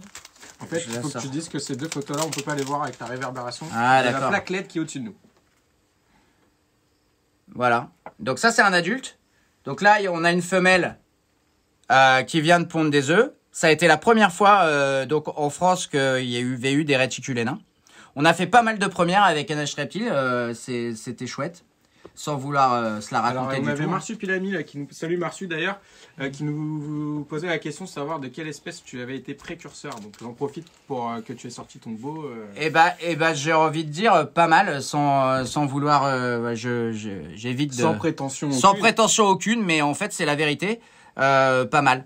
Les Bradley, les premiers, les réticulés nains, les Antaresia pertensis, pas mal, les Metcalfei, les Metcalfei, comme ça c'est dur, mais ça va me revenir en voyant les photos, mais en tout cas les réticulés nains c'est sûr. Et j'ai même eu des twins. Et donc vous voyez là c'était une pièce de 20 centimes et il faisait 35 grammes. Alors qu'un réticulé classique ça fait 150 grammes, 200 grammes, c'est énorme. Donc petit réticulé nain. Et ça j'ai quelques vieilles vidéos, je vais essayer de vous faire un montage et tout parce que c'était vraiment une super bonne époque. Après j'ai fait pas mal de premières dans les Brongersmey et Curtus. Je pense avoir eu les premiers Curtus noirs, je vais vous montrer ça. Et après je me suis mis pas mal dans l'élevage des Brongersmey, Brettensteinii et tout ça. Ça aussi, Liasis olivaceus. Ça je pense avoir été le premier en France à les reproduire. Mais bon, on s'en fout un peu des premières en France. Mais en tout cas, ça a été un super trip pour moi de les reproduire. Donc là, on voit une femelle en train de pondre carrément. Donc voilà. Alors la première fois que j'ai eu une ponde, j'ai mis 7 ans pour y arriver. Donc là, on ça a voit été bien long. Voilà, au niveau du cloaque que c'est ouvert. Les œufs sont vraiment énormes. Ça, c'est Liasis olivaceus. C'est un des plus gros pitons australiens. Ça, c'est Liasis olivaceus olivaceus. Il y a deux sous-espèces, Olivaceus olivaceus et Olivaceus baroni, qui est absolument pas présente en captivité, en Europe en tout cas. Je te coupe juste 2 secondes. Quand tu penseras que ça sera le moment, juste revenir pour comment aller chercher les œufs. Oui, pas de problème. Chez les serpents. Alors ça, j'ai plein de vidéos où on est en train de choper des œufs. Donc je vais vous faire un super montage qu'on mettra sur YouTube.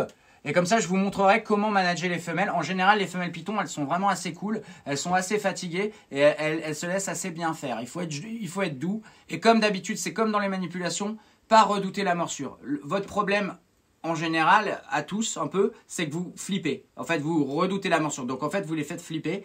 Donc en fait, il faut y aller à la cool. Et en général, ça se passe très bien. Et si la femelle est un peu nerveuse, il suffit de la couvrir. Mais en général, elles sont assez fatiguées parce que regardez tous ces œufs, c'est du un travail. sacré boulot, quoi. Ça dure des heures, des fois. Mais j'ai pas mal de vidéos, plutôt que de l'expliquer, qui vous le montreront bien. Mais ça, Liasis olivaceus, c'est une animal qui fait 3 mètres de long. Donc c'est des très très chouettes pitons, très élancés, vraiment géniaux. Et j'étais très heureux de les reproduire parce que j'ai vraiment galéré d'ailleurs. Et j'y arrivais pas trop parce que justement ils étaient trop gros. Et je vous dis toujours, voilà, gardez vos animaux bien fit. Donc Alors, ça c'était pour cool. ceux qui se posaient la question qu'on pourrait faire une émission avec Nico en guest, on avait pensé la faire aujourd'hui, mais du coup on pourra peut-être la faire prochainement, où on reviendra Avec sur le grand parcours plaisir, de les Nicolas mecs. Hussard et de NH Reptile. Ouais, c'était une super époque et ça me ferait plaisir d'en parler, bien sûr. Donc là, c'était une aussi de mes grandes fiertés. C'était des Antaresia pertensis, le plus petit python du monde. Donc là, vous voyez au creux de ma main, une femelle adulte sur ses œufs. Donc magnifique petit python australien qui vit, la taille des œufs aussi. Hein. voilà, qui vit dans l'ouest, dans la région de Perth, en Australie, très rare. C'est grâce à Frank Scofield, mon mentor, que j'ai pu en avoir. C'est sa souche qui était magnifique d'ailleurs. Et je salue d'ailleurs Vincent, je sais pas s'il nous regarde ce soir, qui aurait toujours gardé de cette souche-là et qui va m'en reprocurer à nouveau. Et là, voilà, c'est la naissance des bébés. Alors regardez, cette photo, elle est dingue. J'ai aussi des photos d'ovulation qui sont assez impressionnantes. Regardez, ça c'est l'éclosion. Et on passe le bonjour à Julien Leveau. Ah, salut Julien, yes. Ça c'est des photos. Ah, lui il se rappelle de la vieille époque de... Il a des super souvenirs ces photos. Voilà. Et donc, en fait, ce qui est hallucinant, c'est... Vous voyez, c'est l'éclosion des bébés, ils font 4 grammes à la naissance. Et regardez cet œuf là. en fait, la pellicule de l'œuf est tellement transparente qu'on voit la pattern du serpent à travers. Et c'est vrai que, voilà, pour vous dire, c'était faiblement calcifié, mais suffisant.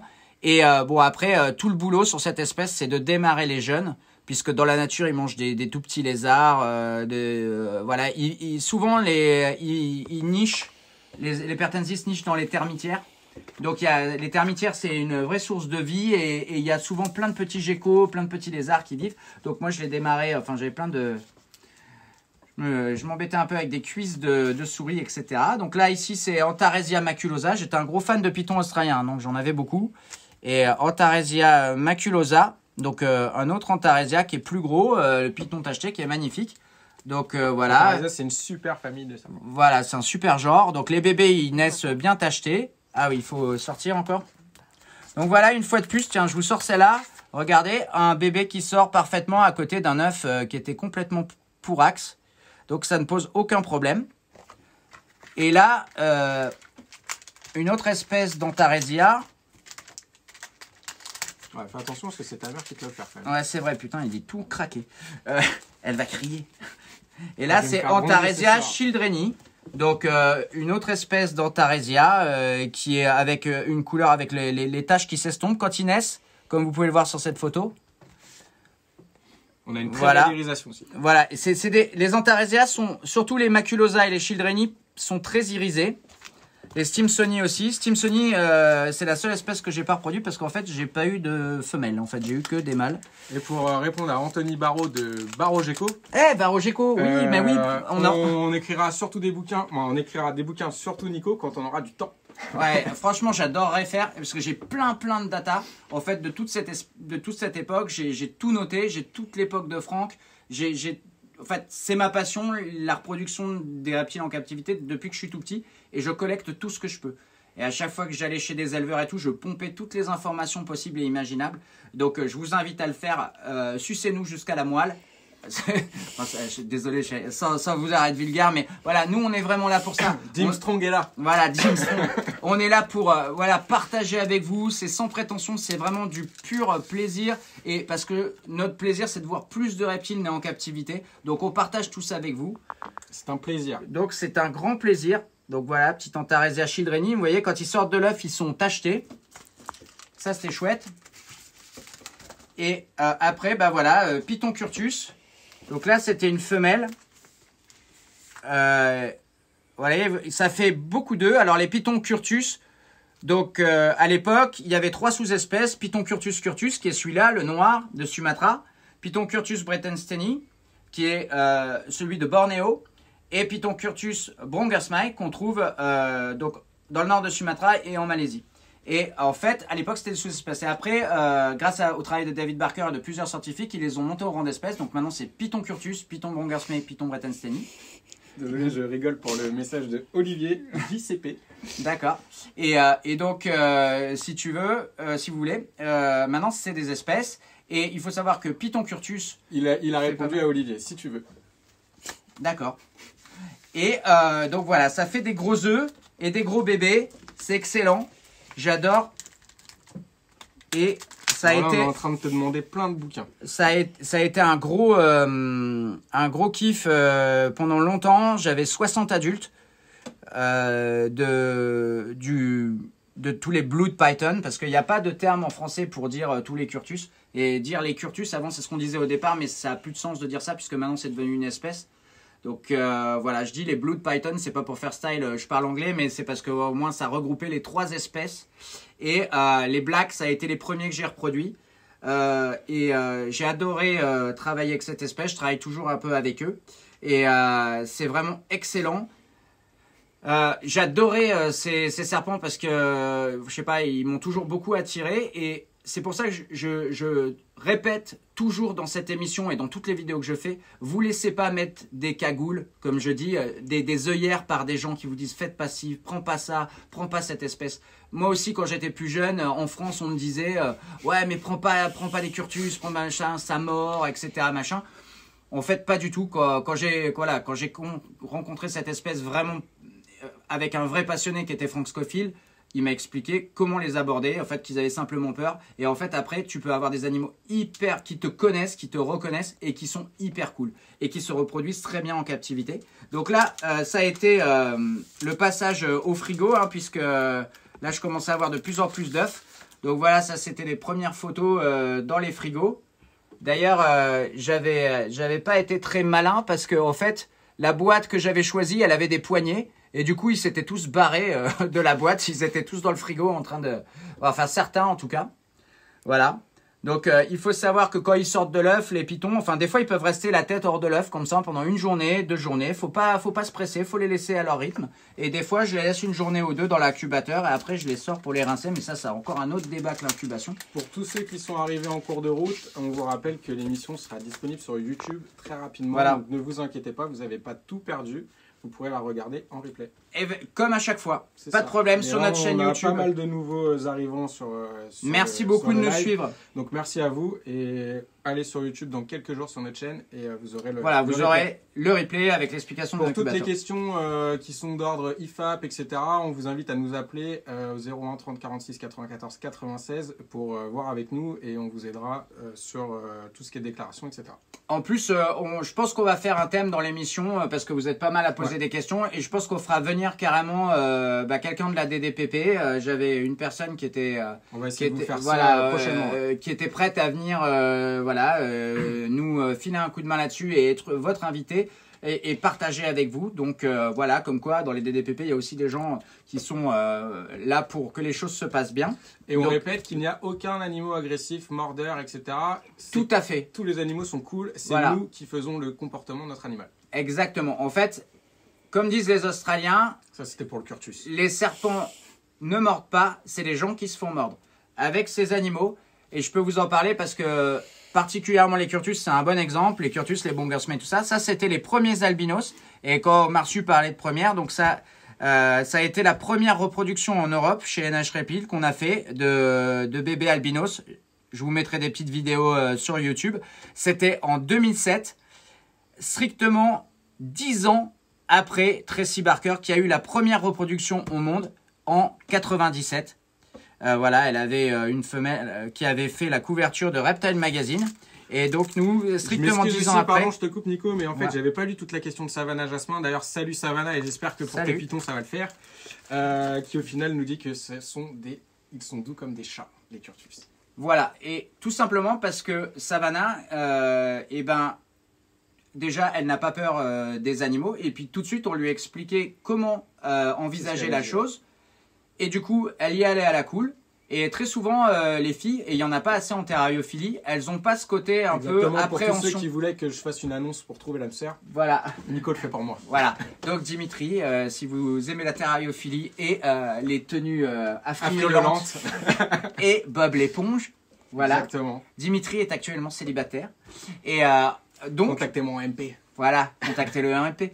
Et donc... On continue. Quel que soit l'animal, que ce soit un curtus, que ce soit même un mamba, ce que vous voulez, en fait, un cobra, voilà, un réticulé, tous les animaux. Évidemment, il ne faut pas manipuler des serpents venimeux comme ça, hein, mais ça mis à part, danger mis à part, en fait, ils ont juste peur de nous. À partir du moment où vous les laissez réfléchir, vous les laissez comprendre et vous créez une relation de confiance avec eux et vous savez comment les aborder, il n'y a aucun problème. J'avais 60 adultes de curtus, bongersmey, Breitenstein. Aucun d'entre eux était flippé. J'en avais 2 sur 60 qui étaient vraiment hyper peureux, hyper nerveux. Et il y avait, moi je pouvais les manipuler, pas tout le monde pouvait le faire. Et au final, tous les autres, tous sans exception, et je vous mettrai des petites vidéos à l'ancienne de cette époque-là. Malheureusement, à l'époque, on n'avait pas tous les trucs super de maintenant, les smartphones de ouf et tout ça. Donc, on faisait ça avec des vieux appareils photo et tout ça. C'est un peu pourri, mais... Et après, on mettait dans des albums. Et on mettait ça dans des albums. Non, mais là, c'était carrément... Ouais, les Ramsey aussi, ça, je vous les ai pas montrés. Donc, Aspilites Ramsey, des pitons australiens. On a reproduit les Melanocéphalus. Enfin, ouais, je vous dis... pas mal de choses On pourra australiennes. aussi vous faire une émission justement sur comment appréhender vos animaux et tout ce que vous pouvez faire avec eux. Nico, il vous parlera de tout ça parce que Avec grand plaisir. Il est plutôt doué pour aller chercher des bestioles. Voilà, et surtout, c'est que j'adore ces animaux-là. En fait, c'est une question d'amour déjà, pour commencer. C'est que, en fait, je les aime tellement que c'est super cool. J'y vais, quoi. Et surtout, c'est une notion importante. Dans la thérapie, on parle pas d'amour parce que ça fait un peu gonzesse, entre guillemets, Mais de en dire... reptiling, on parle d'amour. Mais on parle d'amour. Ces animaux, on en est passionné mais parce qu'on les aime à un moment. Donc si tu les aimes, tu vas en prendre soin. Et tu vas les prendre pas avec des gros gants en cuir, en les attrapant derrière la tête. Et j'ai eu la chance, quand j'étais jeune, de rencontrer Frank Scofield. Je vous en parle souvent. Voilà, c'est mon mentor. Malheureusement, il est parti. Mais voilà, en fait, lui, il m'a expliqué comment bien voir les choses. Il me dit, mais c'est eux qui ont peur de toi. T'as pas à avoir peur d'eux. Donc, pensez les gars qu'on est un super prédateur sur cette planète voilà, Terre. eux, ils sont tous leurs gènes, tous leurs instincts leur disent attention, cette grosse bestiole qui t'approche va te tuer. C'est un monstre. C'est comme ça qu'ils nous voient. Alors que nous, on voit l'inverse. Enfin, de base, on se dit oh là là, des serpents, ça craint et tout. Alors qu'en fait, eux, ils disent oh là là, un homme, ça craint à mort. Et c'est pour ça, c'est une réaction de peur. Et Franck, il m'a mis direct dans le bon sens en me disant mais non, mais regarde. Ah, ok, il est en triple S, machin, mais c'est parce qu'il a peur. Vas-y, cache. Et tout, hop, il m'a appris à comment les aborder et tout ça. Et en fait, j'ai pu surtout m'éclater dans ma passion parce que ça m'a ouvert la boîte de Pandore. C'est-à-dire que plein d'espèces où on me disait non, non, non, prends pas ça, tu vas te les prendre dans la gueule. Voilà, comme on vous dit tout le temps, prends pas de Curtus, prends pas de Veridis, prends pas de machin, prends pas de ci, prends pas de ça. Prends pas de tel ou tel, des Liasis, prends pas ci, prends pas ça. En fait, là, tu peux tout avoir parce qu'en fait, tu te sens bien avec eux, eux se sentent bien avec toi, tu les mets en confiance. Et après, tu t'éclates dans ta passion et surtout, eux, ils arrêtent C'est une des clés, ouais. Vous avez d'ailleurs pu le voir aussi avec Tupac, où au final, ça reste quand même un gros lézard, et vous l'avez vu, il était avec nous sur le canapé, à la cool, et en fait, tout ça, c'est parce qu'il se sent bien. Voilà, et je peux le caresser sur la tête, je peux faire n'importe quoi, parce que, bah voilà, il me connaît, il connaît ma voix, il connaît mon odeur. Voilà, ma voix, il peut pas faire autrement, de toute façon. Mais, en fait, il connaît mon odeur, je travaille tous les jours avec lui. Voilà, on a créé une relation de confiance, et je suis pas le seul à le dire. C'est vrai qu'en France, les gens sont vachement bornés avec ce genre de choses. Des fois, ils sont pas très ouverts. Mais allez voir le travail de Kevin McCurley aux États-Unis qui a NERD, New England Reptile Distribution. Il a une chaîne YouTube. Vous tapez NERD Reptile. Allez voir, ce gars-là, c'est un énorme éleveur de varans, de boïdés, de réticulés, de blood, de tout ce que vous voulez. Il a tout, des venimeux, machin. Et il en est à sa 5e génération de Varanus salvator. Et le gars, il a une approche, il parle de la psychologie des varans, il parle de sociabilisation exactement, et il est avec ses varans, il a acclimaté des animaux adultes, des salvators adultes qui étaient vraiment très craintifs au départ, et un gros adulte, c'est vraiment dangereux. Voilà, il a vraiment plein de techniques et qui sont assez proches des nôtres au final. Et tout ça pour dire que, franchement, vous laissez pas mettre la cagoule, il y a vraiment moyen d'avoir une super relation avec vos animaux, sans frayeur, sans peur, vraiment dans la confiance, en lisant leur comportement. C'est de l'éthologie tout simplement, si on veut utiliser un mot un peu plus savant. L'étude du comportement, c'est quelque chose qu'on a fait de manière autodidacte. Et en fait, Franck m'a formé. Et quand j'ai eu mon premier employé qui s'appelait Franck, aussi Franck Le Cieux, que je salue, qui a Reptile Oz en Normandie maintenant, qui a monté sa propre boutique, etc., qui a bossé avec moi au tout début, Kevin, Laurine, etc., tous, je les ai élevés à la mode Franck. Je les ai orientés dans ce sens-là. Et tous, au départ, ils étaient un petit peu réticents. Ils sont devenus hyper cool. Ils ont compris le fonctionnement du truc. Et à la fin, ils pouvaient manipuler n'importe quoi. Vous voyez tout le bon travail que fait Laurine avec les varans, etc. Kevin, il manipule n'importe quoi. Enfin, ça se passe très bien. Donc en fait, dès l'instant qu'on est cool, qu'on ne redoute pas la morsure, qu'on y va et qu'on comprend l'animal, et après, il y a plein de trucs à dire. Donc en fait, je les ai formés. Et ça m'a en fait permis de réfléchir à exactement ce que je faisais. Et on avait du coup eu envie de développer toute une formation là-dessus que j'avais appelé donc conditionnement positif et manipulation en confiance. Donc on a fait pas mal de formations là-dessus, des journées de formation où je vous explique en fait à comprendre les serpents, parce que c'est pas forcément évident quand on connaît pas de comprendre un serpent puisqu'il n'a pas de paupières, il n'a pas vraiment de gros signes d'émotion, voilà. En fait, Voilà, si vous êtes face à un chien, vous savez tout de suite s'il est en colère, s'il vous aime bien, voilà, parce qu'il va hérisser son poil, bouger la queue, grogner. Un cheval, c'est pareil, un perroquet, c'est pareil, etc. Un serpent, bon, il est en S, est-ce que c'est pour ci, pour ça? Donc en fait, à force de les observer, c'est de dire, ah bah tiens, là il sort sa langue comme ça veut dire ça. Quand il est en S et qu'il s'avance, ça c'est de la prédation. Quand il est en S et qu'il est un peu sur le retrait, ça c'est de la défense. Là, il peut peut-être... C'est à vous de comprendre voilà. votre animal. Exactement. Vous voulez avoir des reptiles? Allez apprendre leur langue et mettez-vous au niveau. C'est pas à eux d'être sympas. C'est de comprendre en fait ce qu'ils peuvent penser dans leur tête et d'arriver à communiquer avec eux. C'est les deux trucs les vraiment tripants en fait. C'est la compréhension du comportement et créer cette relation de confiance, parce que au-delà du fait que c'est cool, ça va aussi vous permettre d'avoir de meilleurs résultats en captivité. Des animaux qui ont peur de vous, ils vont taper dans les vitres, ils vont être stressés, ils vont mal bouffer. Dès que vous allez avoir un soin à faire, ça va être la bagarre, ça va être de la contention, ça va être que du négatif. Là, nous, on peut faire des soins sans aucune contention. D'ailleurs, on va peut-être aller faire un tour dans la boutique et aller voir des bestioles, non? Parce que là, mine de rien, il reste quand même un peu de temps. Est-ce qu'il y a des questions? J'ai essayé de répondre un petit peu aux questions. On avait quelques questions que j'avais notées par rapport à l'incubation. Allons voir dans le bureau, peut-être Allons voir dans le bureau. Alors, on n'a pas d'œuf à vous montrer, mais on a des femelles gravides, peut-être. Pour tous ceux qui ont des demandes de sujets d'émissions, etc., vous pouvez toujours nous les envoyer par mail sur reptiling@gmail.com. Mettez en objet par contre que c'est pour le Herbsworld, parce qu'en ce moment avec le confinement on est quand même un peu surchargé en mail, donc vous nous mettez Herbsworld dans l'objet du mail et comme ça on traitera ça et on vous préparera des émissions pour le futur. Et tout de suite on va dans le bureau.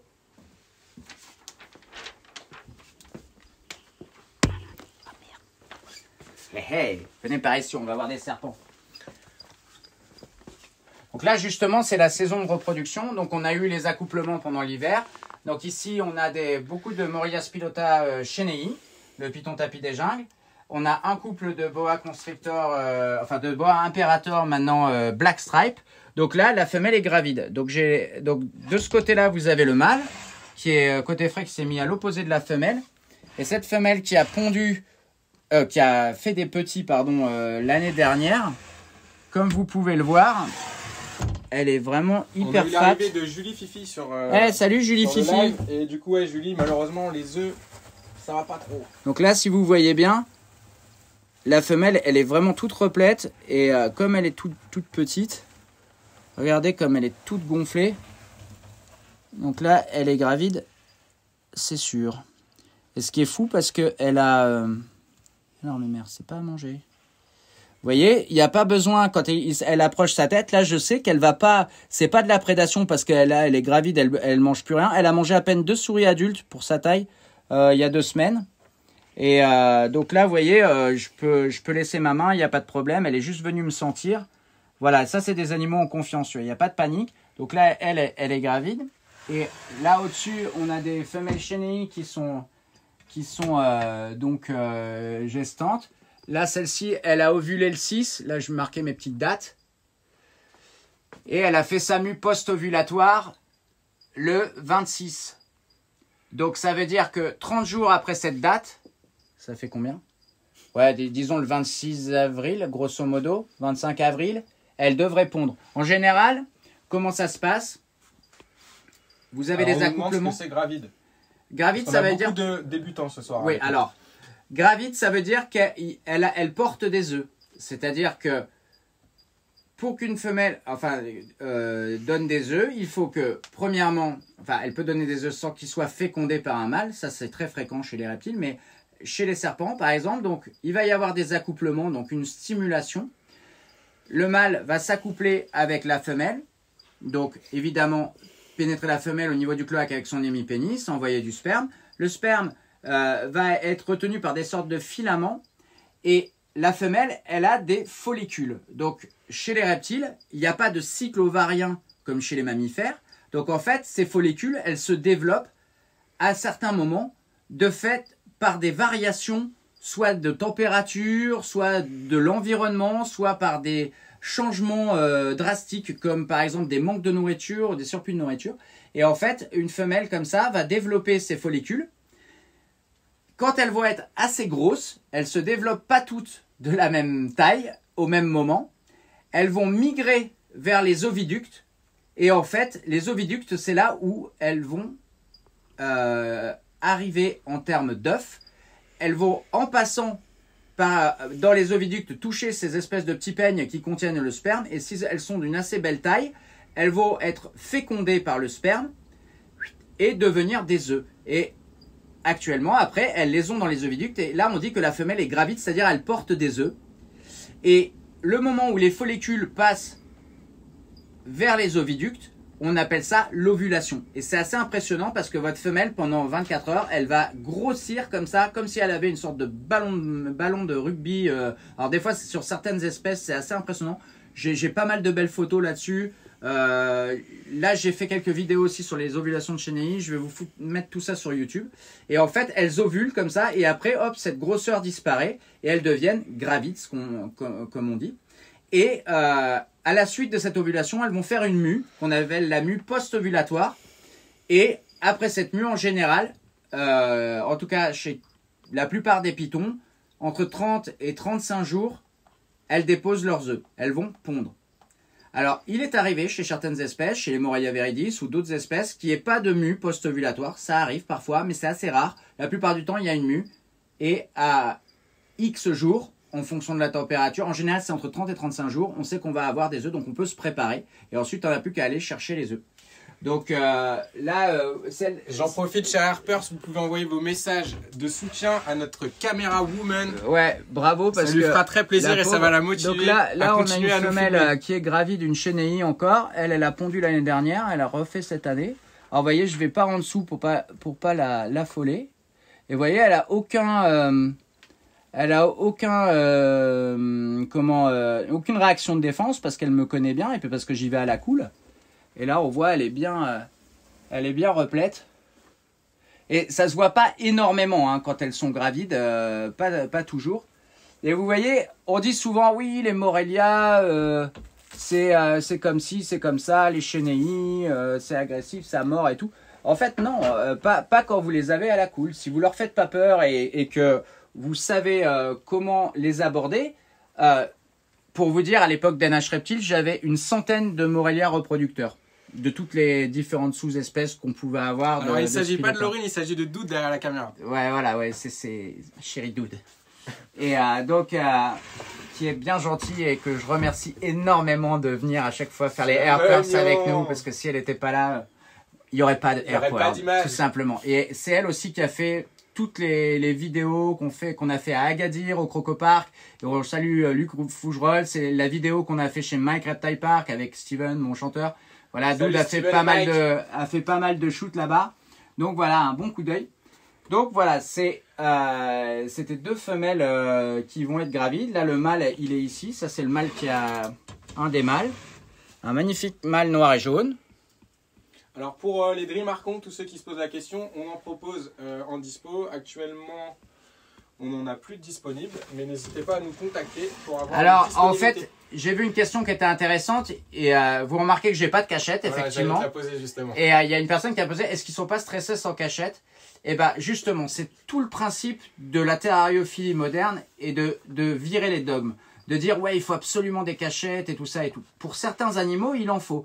Il faut savoir moduler. Mais quand les animaux vous connaissent bien, il faut aussi laisser la chance aux animaux de vous observer, de comprendre que vous n'êtes pas une menace et tout ça. Et moi, ces animaux-là, bah, ils me connaissent, ils me voient tous les jours. Et je les ai depuis tout petit. Donc en fait, ils n'ont pas besoin de se sentir en sécurité sous une cachette. En général, les cachettes, on les utilise uniquement pour l'acclimatation au départ. Et encore, ça dépend des animaux. Alors j'en mets parfois, ça dépend. Le Boeleni derrière, là, il en a une par exemple, mais il n'y va pas trop. Mais en fait, quand les animaux sont à l'aise avec vous, ils ne sont pas stressés du fait de votre présence. Et c'est ça le principe. Le principe, c'est de se dire que ces animaux-là, à partir du moment... On peut le voir avec le python diamant qui est voilà, juste ouais, où elle vient nous voir, il n'y a pas de souci. Ça, on vous l'a déjà montré le mois dernier. Le mois dernier. Ah oui, tu sors là. Voilà. Et donc en fait, ces animaux, il faut comprendre qu'ils ont un cerveau. Ils réfléchissent et ils agissent par instinct, mais ils peuvent aussi réfléchir et comprendre tout simplement que vous n'êtes pas une menace, en fait. Donc, à un moment, il n'y a pas forcément besoin d'avoir des cachettes. Si vous accentuer chez eux ce côté de protection et de fuite, vous allez les garder extrêmement sauvages. Donc si vous voulez qu'un reptile reste super sauvage, bah, laissez-le dans la nature. Là, au moins, il va pouvoir exprimer ses instincts de fuite, etc. En captivité, ils sont obligés de subir l'homme, c'est-à-dire, enfin, ou au contraire, d'apprécier l'homme, puisque c'est nous qui allons les nourrir, les abreuver et tout ça. Donc en fait, il faut qu'ils apprennent à comprendre que l'homme, s'il n'a pas peur du serpent, est un bienfaiteur et un collègue. Donc il n'y a pas de... ils vont pas se sentir menacés par nous, et c'est ce qu'on veut. Moi, je peux me pointer devant mes terrariums, mes animaux, voilà, ils sont pas en stress. Ça peut être un bon test en plus, hein, voilà. On peut le voir avec les lézards, avec les serpents. Exactement. Moi, par exemple, dans ma pièce d'élevage, dès que je rentre dans ma pièce, la majorité de mes animaux, alors tout à l'heure, je voyais des questions, chaque serpent et chaque lézard est différent, a une personnalité différente, peut aimer ou pas le contact. Voilà. Mais moi, on va dire, dans ma pièce d'élevage, comme ici, dans la pièce d'élevage bureau de Nico, 95% de mes animaux sortent directement quand j'arrive dans la pièce.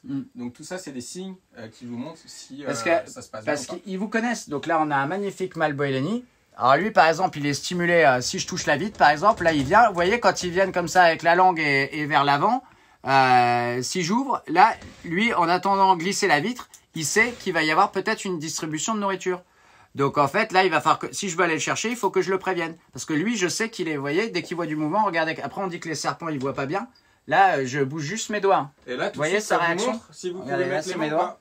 Voilà, et là, je sais que, vous voyez, quand il vient vers l'avant avec la langue qui sort comme ça, là, je sais que je peux pas y mettre ma main en premier, qu'il va falloir que je le désamorce, que je mette l'interrupteur de prédation sur off avant d'aller le chercher.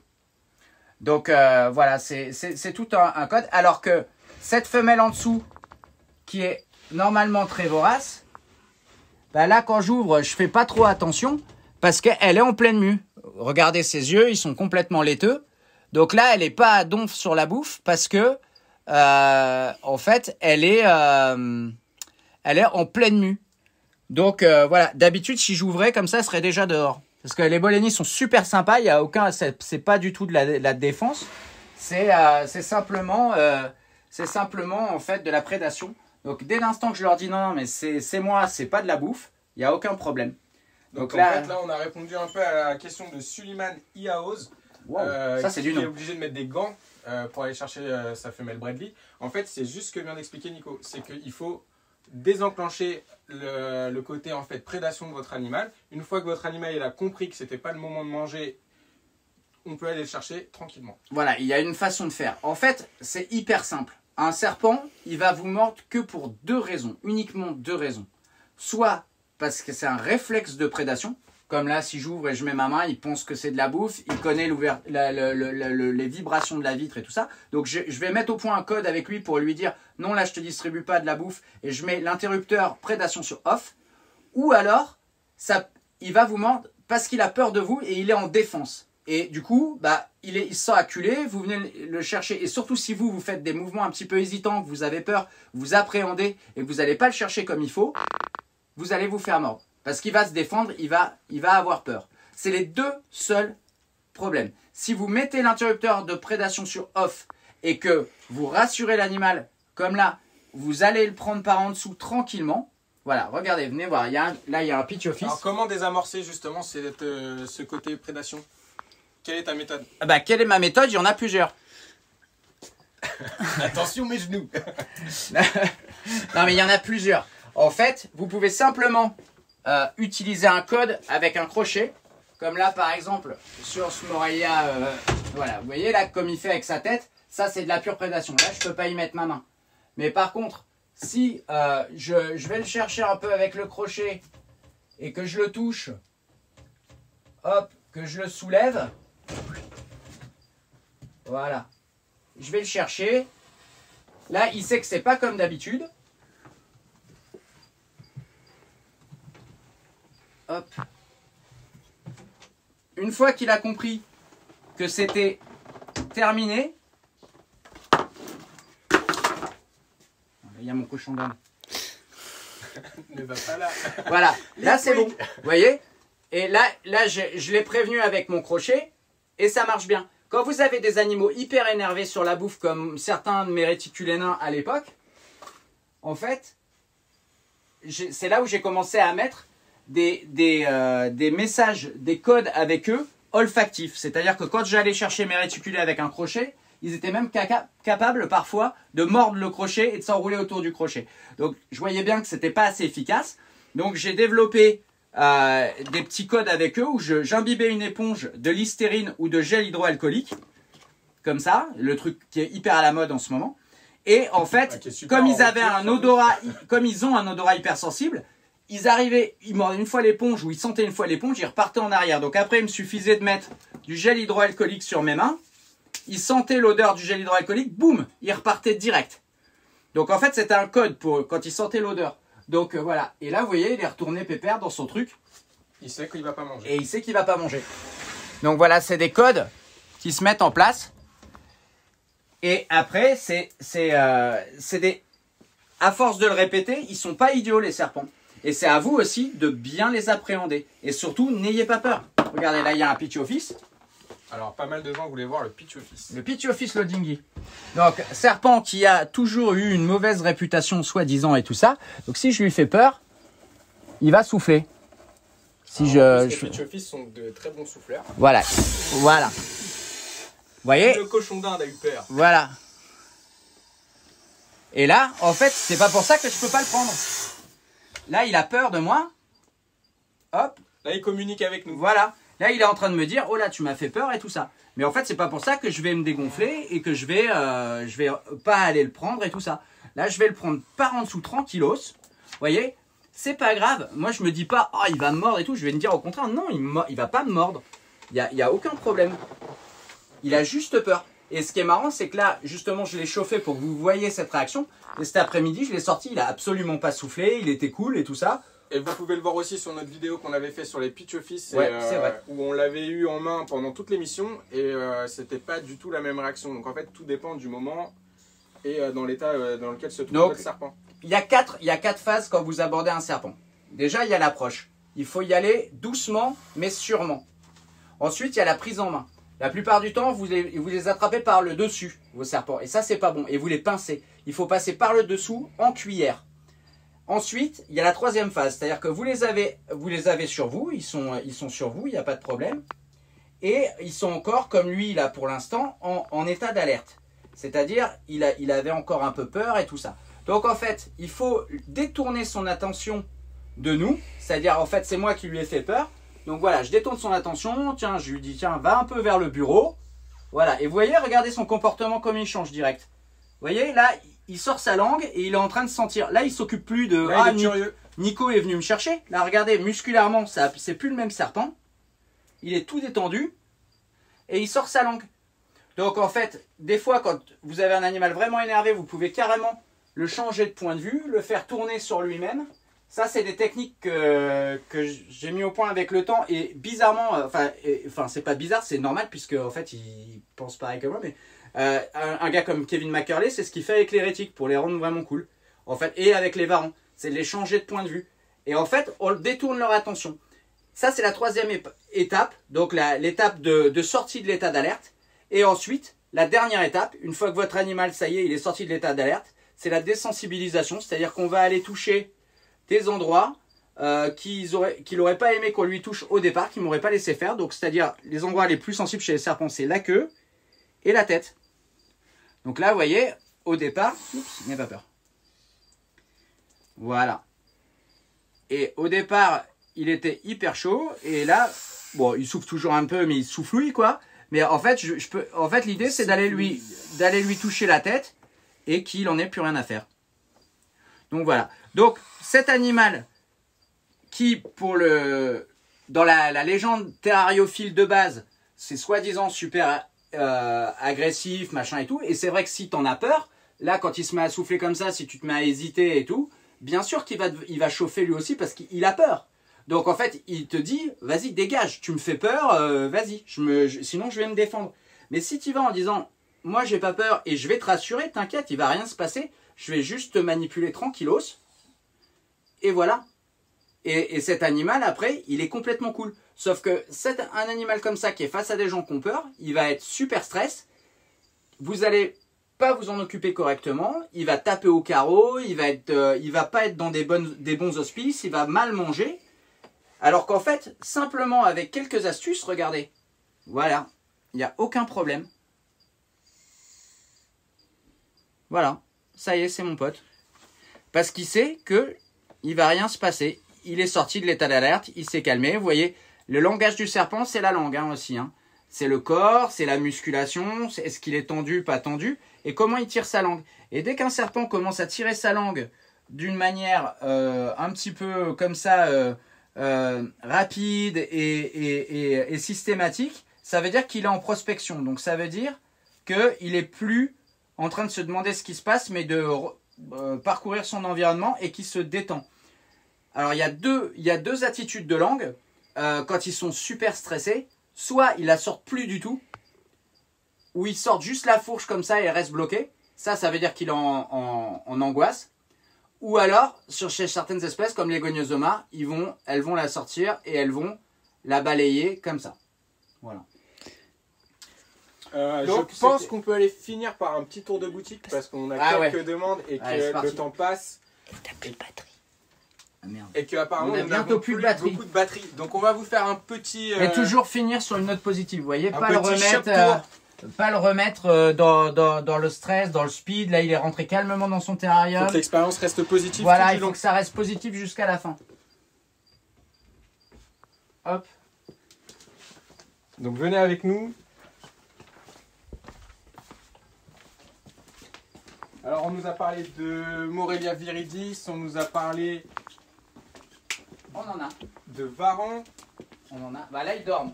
Il est tard. Hein. Il est tard, chers amis Harpers. Alors, il y en a qui sont encore debout. Alors, on peut a vous montrer les bébés Varans des savanes. Là, on a des bébés Varans des savanes. Regardez comme ils sont mignons. Bon, pour vous, exprès pour vous, ce soir, on les a fait veiller plus tard. On a laissé les lumières allumées.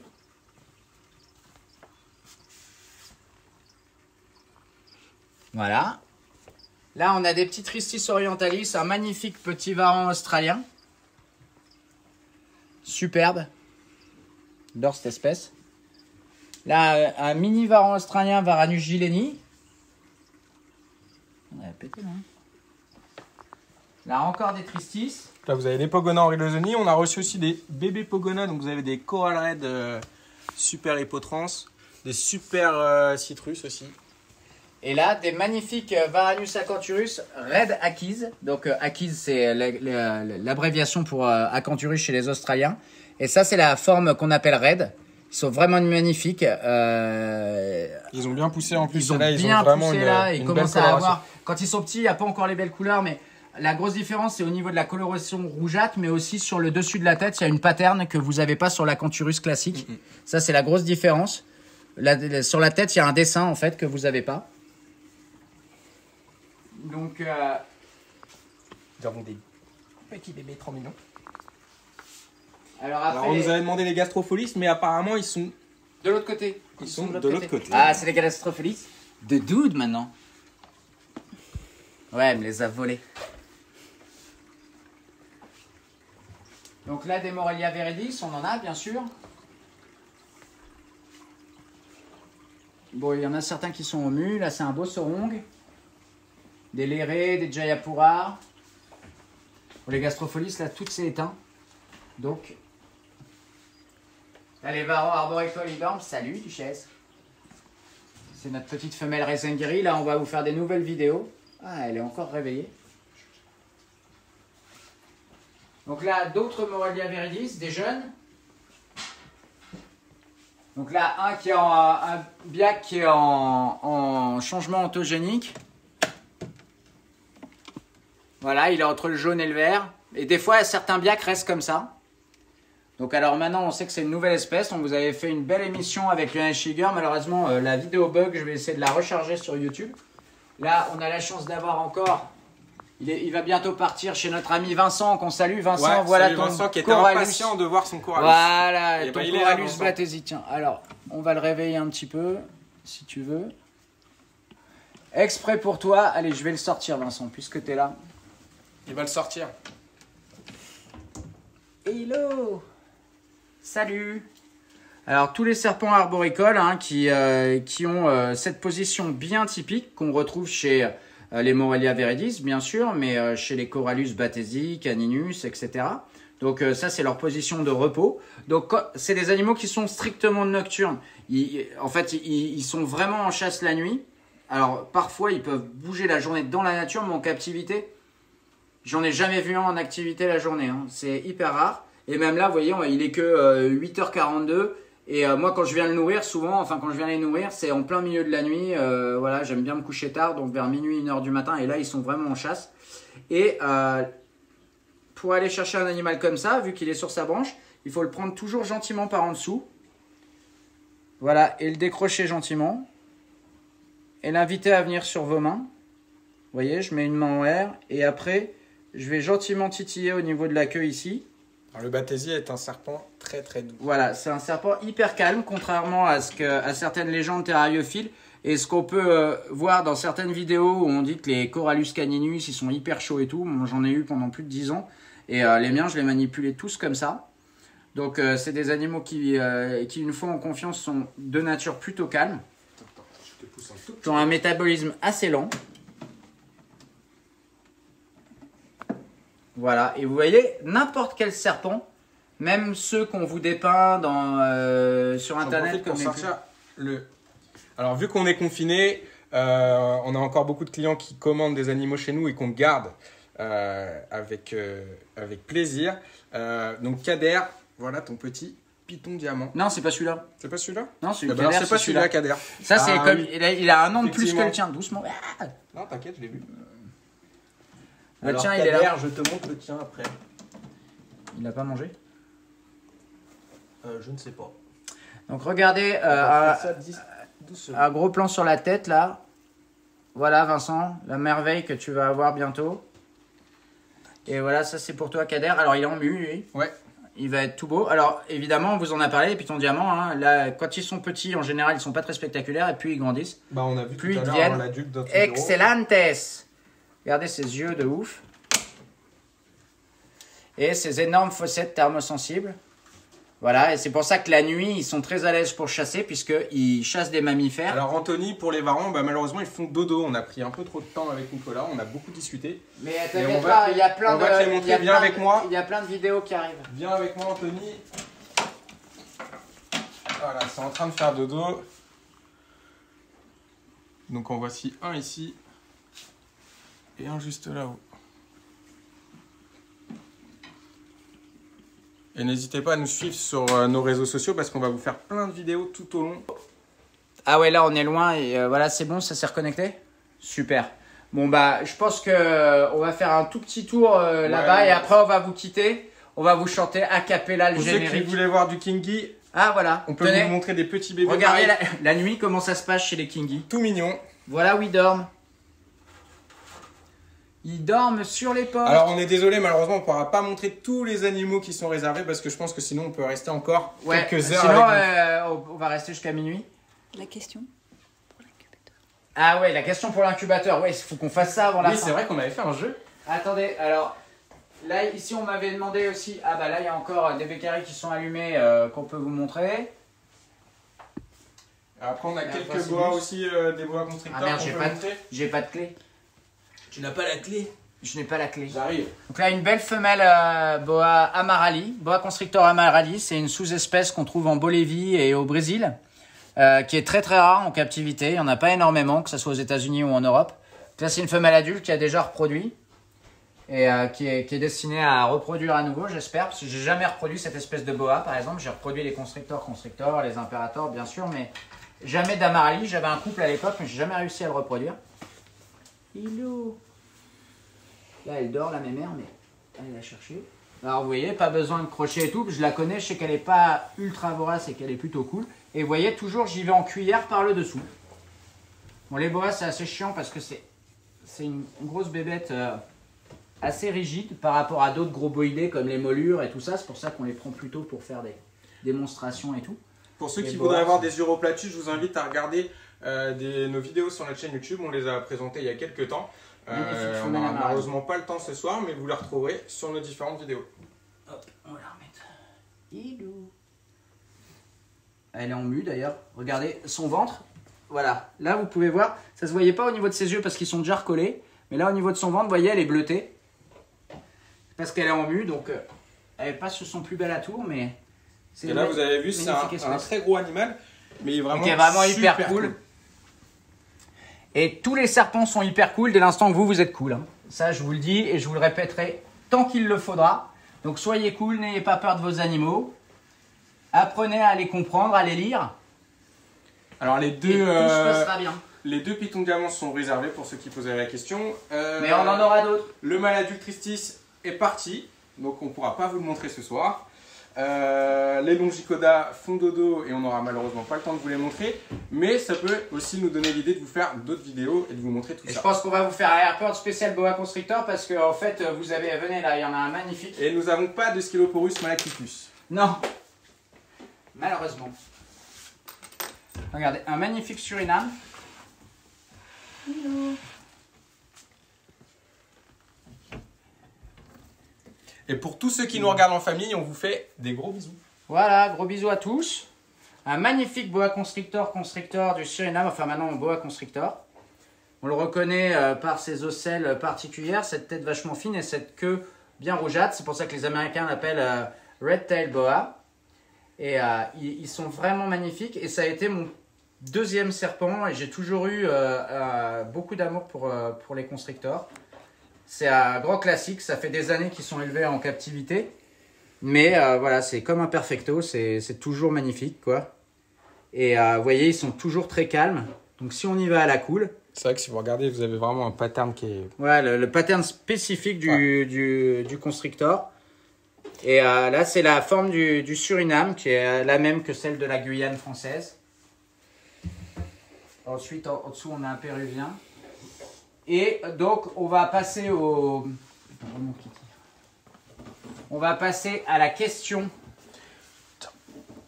Alors, pour tous ceux qui n'ont pas eu la chance de voir les animaux qu'ils souhaitaient, on peut faire par exemple un petit plan sur les Corellophus ciliatus qui vont commencer à sortir. Ah ouais. Après, on va pouvoir faire un petit travelling sur notre présentoir parce que là, on va pouvoir vous montrer quelques Lampropeltis. On a aussi par exemple un petit lica assez drôle qui a juste sa tête de... Là, c'est le soir pour les lézards. Et pour ceux qui aiment les lézards, ouais, exactement, je voulais revenir là-dessus. On est le soir, et enfin, donc, le soir, dès que la lumière s'éteint, les lézards font dodo. À part les nocturnes, bien sûr, comme tous les racos, les ciliatus et tout ça. On nous avait demandé une goniosoma aussi, on en a en acclimatation. Ouais. Alors aussi, on nous a parlé de Curtus, etc. Curtus, tiens, j'en ai un beau là.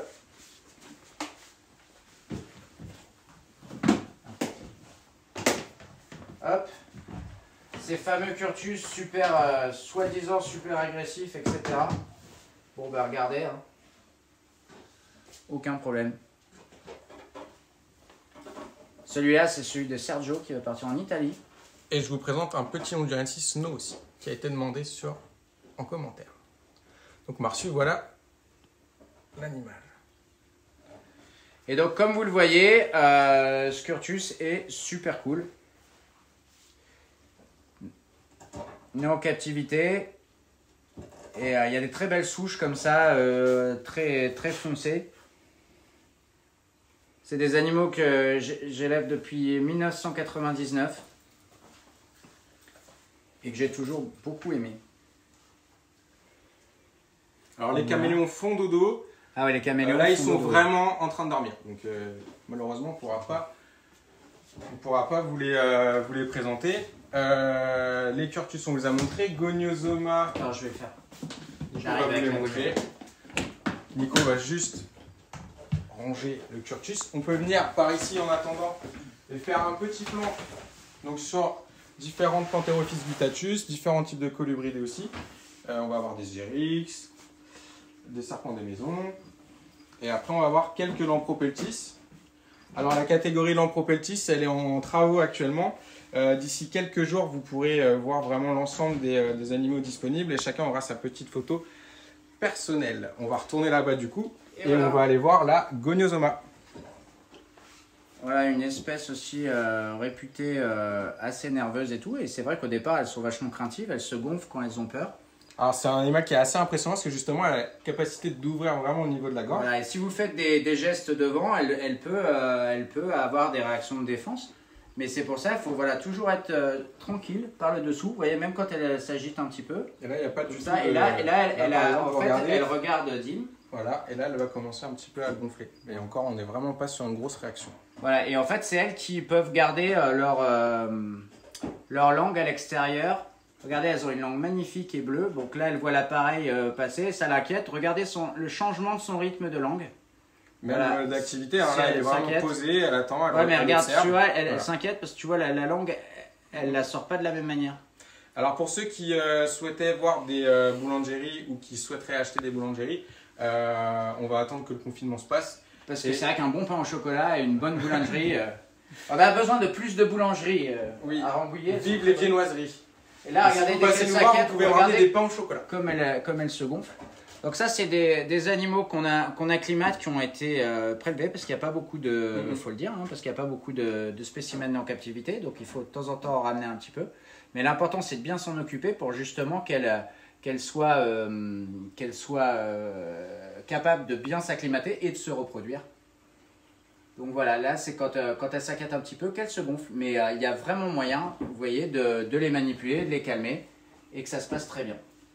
Donc Dimitri, on va choisir, parce qu'il va falloir y aller Il va maintenant. falloir y aller, ouais. C'est quelques heures sup. Et on va choisir Alors quand La pour les question. lampos, en fait actuellement, messieurs dames, on travaille quand même beaucoup du fait du confinement et du fait que vous êtes nombreux à commander sur le site internet et on vous en remercie. Merci beaucoup.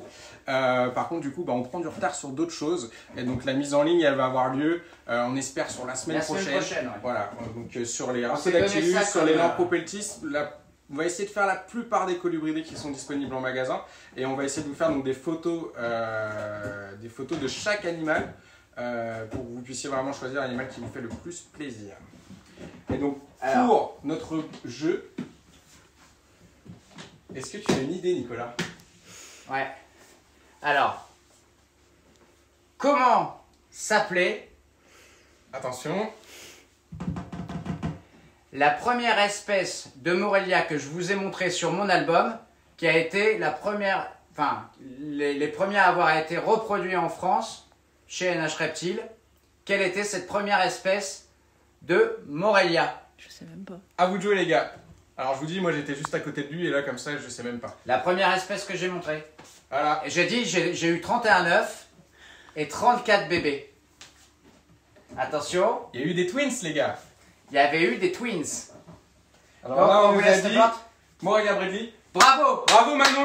Bravo Manon! qui nous a suivis T'as gagné un toute l'émission. incubateur! Bravo, Manon, t'as gagné un incubateur. Donc, Manon, on espère que ça va te servir grandement et que tu vas pouvoir partager tout ça avec nous. Donc, Excellent. bravo à toi, Manon. Ça fait plaisir et bonne chance avec tes Nahuta. Ouais. C'est une super espèce. Morelia Nahuta. Continue, Simalia continue, Nahuta, continue. pardon. Voilà. Super espèce. Là, on va avoir un nouveau jeune né en captivité. D'ailleurs, je te souhaite de les reproduire.